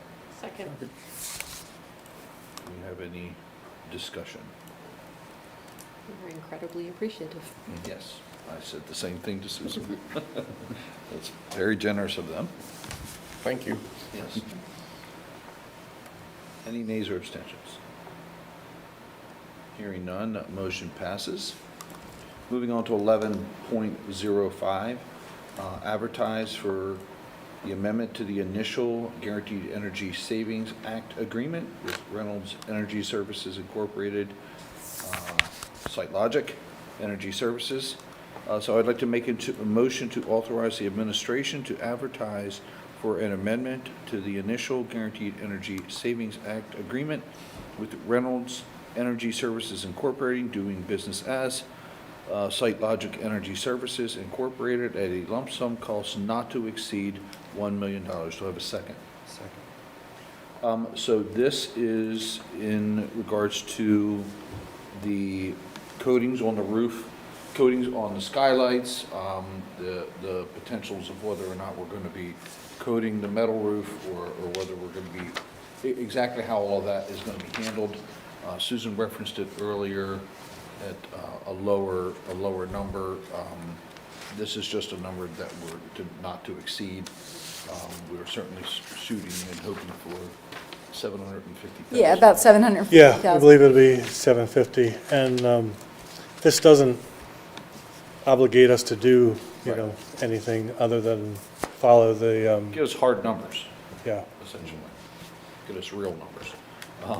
The good thing about this is being part of the GISA project that will not be subject to change orders. So that should make all of us smile, like all of us. Right, all of us.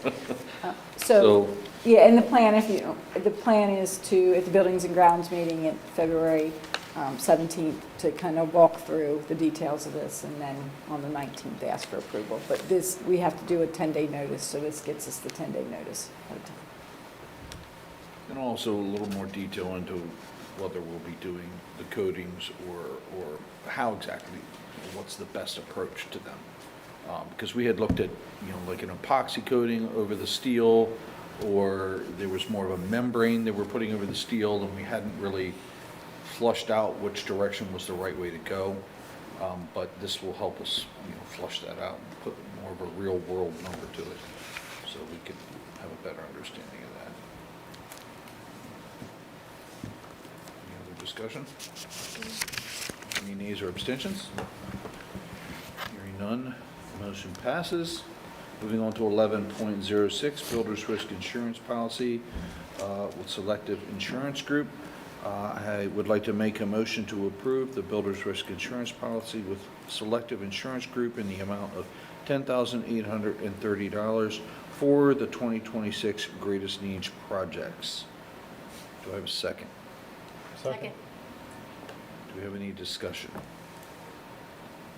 The only thing I would like to add, make sure everyone's clear, this is for the existing projects that have been approved. If it would be, if you would add on to it, then we would bring an addendum to this at that time. Does that include the one we just approved? No, because the one you just approved, you just Oh, we approved the we're just approving advertisement, the you didn't advertisement, approve, that's right, yeah. right, yeah. So Have real it would be numbers. minimal, but I Yeah. I wanted to point that out because that would be part of it. Any other discussion? Any nays or abstentions? Hearing none, motion passes. Moving on to 11.07, I would like to make a motion to award the base bid plus alternate 1 and alternate 2 in the amount of $821,319 to Barroso Excavation Incorporated of Olay, PA for the main campus sewer line project, and a transfer of $825,000 to the Capital Reserve Fund. Do I have a second? Second. So this is obviously for the sewer line project, which is going to be happening this coming summer, after being delayed a year, but that's where we are. Any other discussion? Any nays or abstentions? Motion passes. Moving on to 11.08, advertisement for bids. I would like to make a motion to approve advertising for bids for refuse and recycling collection services for a 3-year period beginning July 1st, 2026. Do I have a second? Second. Any discussion? Any nays or abstentions? Hearing none, motion passes. Moving on to 11.09, use of facilities. This is there for our information. I think those soccer boys are going to freeze. Thursdays and Mondays in January. Well, soccer's not a fair weather sport. Moving on to 11.10, other items of business, which I do not have any. Back to you, President Hinkle. All right, moving on to item 12, transportation, health, and safety. I will turn it over to Mr. Hash. Thank you, President Engel. 12.01, we have the student transportation report for November and December combined is there for your review. 12.02, I'd like to make a motion to authorize administration to submit the 2025-2026 school and safety mental health grant totaling $154,507 to be used in the 2026-2027 school year. Do I have a second? Second. Do I hear any nays, or, sorry, discussion? Yes? Any discussion? Nays or abstentions? That motion passes. 12.03, other items of business, I have none. Back to you, President Hinkle. All right, thank you. Moving on to item 13, athletics and extracurricular. Mrs. Mary Lee Hall. Oh, yes, thank you. So as you know, participation in athletic teams at Susquehannock is not only enjoying the sport, but also developing opportunities for athletes to serve their community, build character, and leadership skills. The winter sports season has reflected this service in 3 wonderful programs. The Beautiful Lives Project is a nonprofit organization that provides inclusive sports, arts, and wellness events for people with disabilities, aiming to break down barriers, combat isolation, and foster community inclusion by offering experiences like adaptive sports clinics, art workshops, and nature outings, allowing everyone to participate in a beautiful life. They partner with sports teams, companies, and community groups to host events, helping participants achieve goals and empowering them through activities that they might not otherwise access. The Beautiful Lives Project co-founder, Bryce Wheeler, spoke to the students at the Susquehannock Winter Meet the Teams Night, and he was born prematurely. He developed an eye condition that led to blindness, and he serves as a national advocacy officer for the project and advocates for opportunities defeating isolation with the disabled community. The high school boys basketball and high school cheerleading teams hosted the Court of Dreams event on December 10th and helped run a practice clinic for all attendees, and our guests were invited to come back to a boys basketball game later that week to be recognized in the Beautiful Lives Project of their own. Second, the SYC Challenger Program is also an inclusive sports league for kids and young adults with physical and developmental challenges, offering adaptive baseball, soccer, and basketball in a fun, supportive environment, focused on participation, skill building, friendship, self-esteem, not competition, rather using modified rules and volunteer buddies for assistance. The high school basketball team for the boys volunteered to help the Challenger League program at the basketball practices just this past Sunday. Wreaths Across America is a nonprofit organization that coordinates wreath-laying ceremonies at veterans' graves in cemeteries nationwide and abroad each December, fulfilling its mission to remember fallen heroes, honor those who serve, and teach the next generation the value of freedom. This nationwide effort culminates in Wreaths Across America Day, typically either the second or the third Saturday in December, where volunteers place live Christmas wreaths on headstones, saying each veteran's name aloud to keep their memory alive. And on December 13th, the high school cheerleading and high school girls basketball teams honored our fallen heroes in this way. Now, for the athletic department report submitted by Athletic Director Mr. Blandon. The Warrior student athletes have been off to a great start this winter season on the court, on the mat, and in the pool. In addition, they have been involved in the community with many service opportunities. This week is also PAIAA Officials Appreciation Week, where we honor and show our appreciation to the officials that help our events run smoothly. They are recognized over the loudspeaker and presented with a personal thank you note from SYCSD for their time and dedication. We have also started a weekly athletic newsletter highlighting the great things our student athletes are doing both in and out of competitions. Here's the summary of the current highlights over the past several weeks. And he did give me a copy of what those newsletters look like. And he said they go out to staff so they can, help the students be able to get out on time to get to their games and different things like that. It's super helpful. So boys basketball up first. The Warrior boys basketball teams have been learning and growing this season, both on and off the court. The varsity team is currently 3-10 overall in the season. Off the court, they've been involved in a number of community service-oriented projects, including the Beautiful Lives Project in December, when adults and children with disabilities join the Susky basketball players and coaches on the court to learn basketball fundamentals, run through drills, and they also hosted the SYC Challenger program just this past weekend. Girls basketball. The Warrior girls basketball team have been off to a great season, both on and off the court, too. The varsity team is currently second place in the York Adams Division II with a league record of 5-1 and an overall record of 9-4. They are currently in sixth place in the PIAA District 3 5A Power Rankings. In addition, they have also been involved in the community by hosting a food drive during the home games, participating in Wreaths Across America, and hosting special game nights to highlight mental health awareness. Cheerleading. The Warrior cheerleaders have continued to bring spirit and energy to our athletic events with this winter season, in many ways. They also participated in the Beautiful Lives Project with the boys basketball team and Wreaths Across America in December with the girls basketball team. Girls wrestling. The inaugural season of the high school Warrior girls wrestling program at Susquehannock has been off to a great start.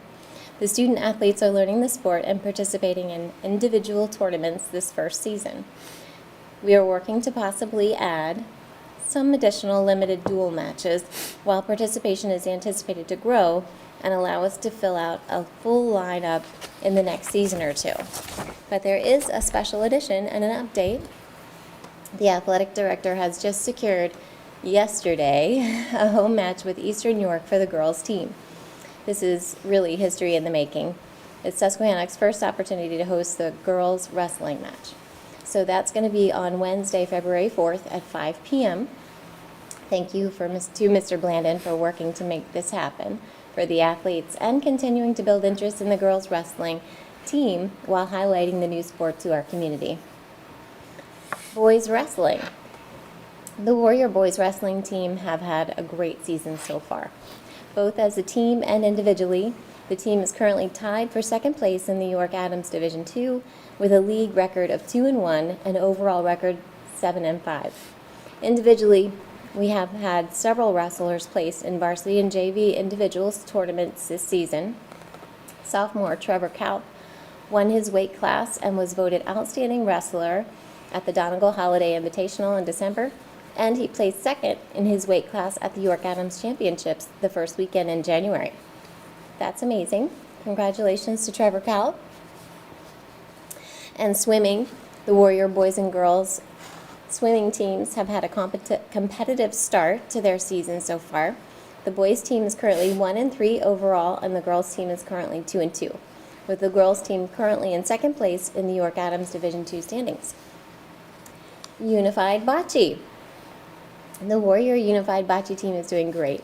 They tied with Red Lion in the first home match of the season last week, then hosted another this week versus Dallastown and won 4-0, with 2 more to go. One match next week in Hanover and their final home match on the 27th against New Oxford at 3:45.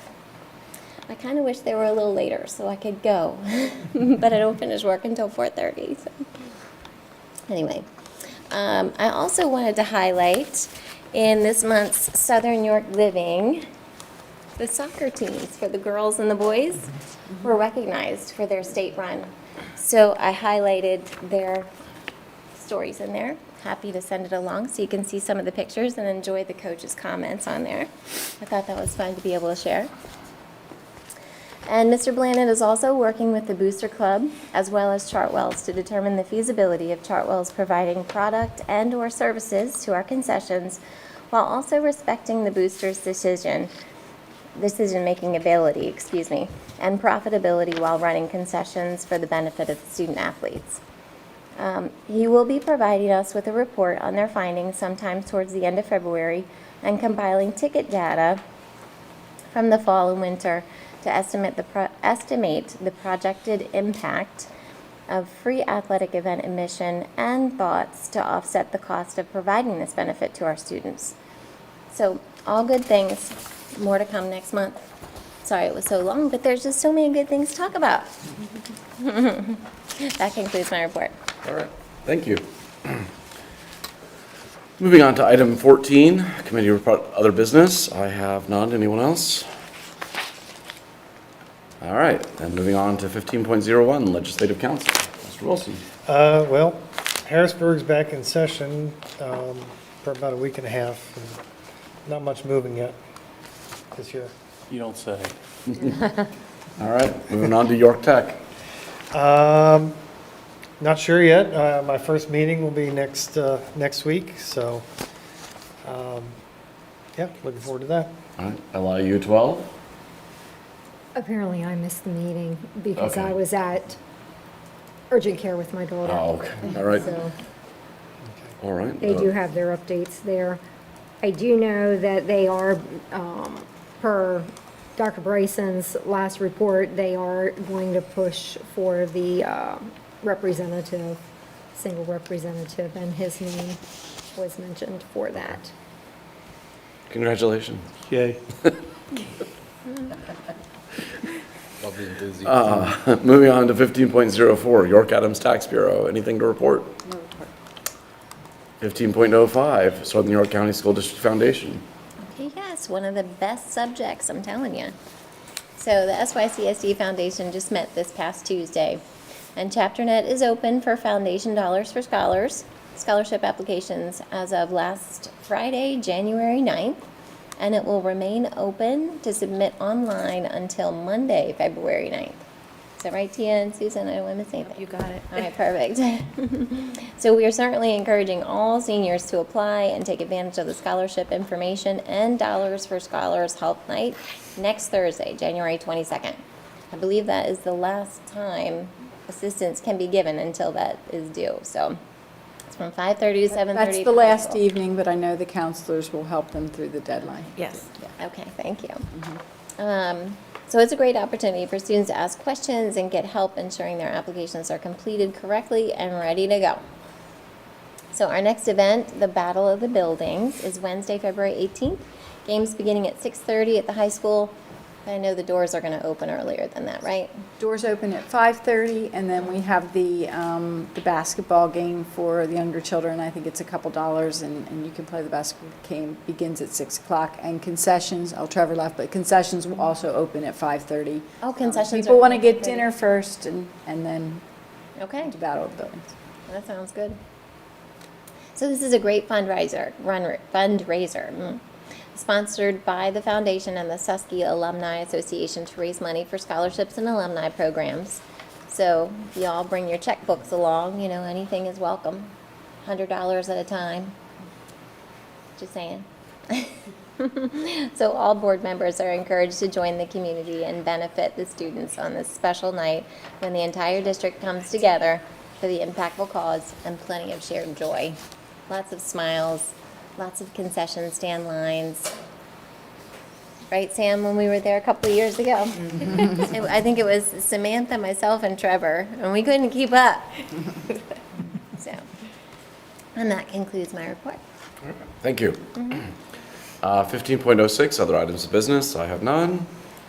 Moving on to the Secretary's report, 16.01. The student activities reports for November and December 2025 are there for your information. 16.02, resignations and retirements. We have 5 there for your information. 16.03, other items of business. I have none. 17.01, the Home Education Outside Cyber Charter and Southern York, actually the Lincoln Edge Cyber Program are there for your information, the enrollment numbers and all of those. Which brings us to item 17.02, announcements by board's president and superintendent. I will announce that we did have an executive session on January 8th to discuss legal and personnel matters. We will have a personnel and policy committee meeting followed by a buildings and grounds committee meeting on Tuesday, February 17th, 2026 in the district office's multipurpose room beginning at 5:30 p.m. And the next regularly scheduled meeting of the Board of Education will be held Thursday, February 19th, 2026 in the district office's multipurpose room beginning at 7 p.m. Dr. Bryson. Just a couple of quick announcements. Congratulations to senior Christian Watkins regarding his recent graduation from the York Builders Association, the Building Trades Pre-Apprenticeship Program. Throughout the program, Christian has been learning different aspects of construction and building, and we're very proud of Christian's accomplishments and for serving as an example to other students. As the son of a contractor myself, I'm proud and pleased that the district provides such great opportunities to our students with special appreciation and career and tech transition coordinator, Matt Ammerman, to Dr. Sterner, who's heavily involved with these apprenticeship and internships, as well as Jocelyn Rupert, who oversees much of it, as well as the staff members. Special appreciation to Mr. Buffington for his instructional involvement in the Pennsylvania Association of School Business Officials. Randy taught the virtual formatted class Elements of Facility Management for several weeks in November and December. So a big thank you to him for not only representing us, but to help those that are getting into the field of facility management and new business officials that want to know more about the process. So thank you to Randy.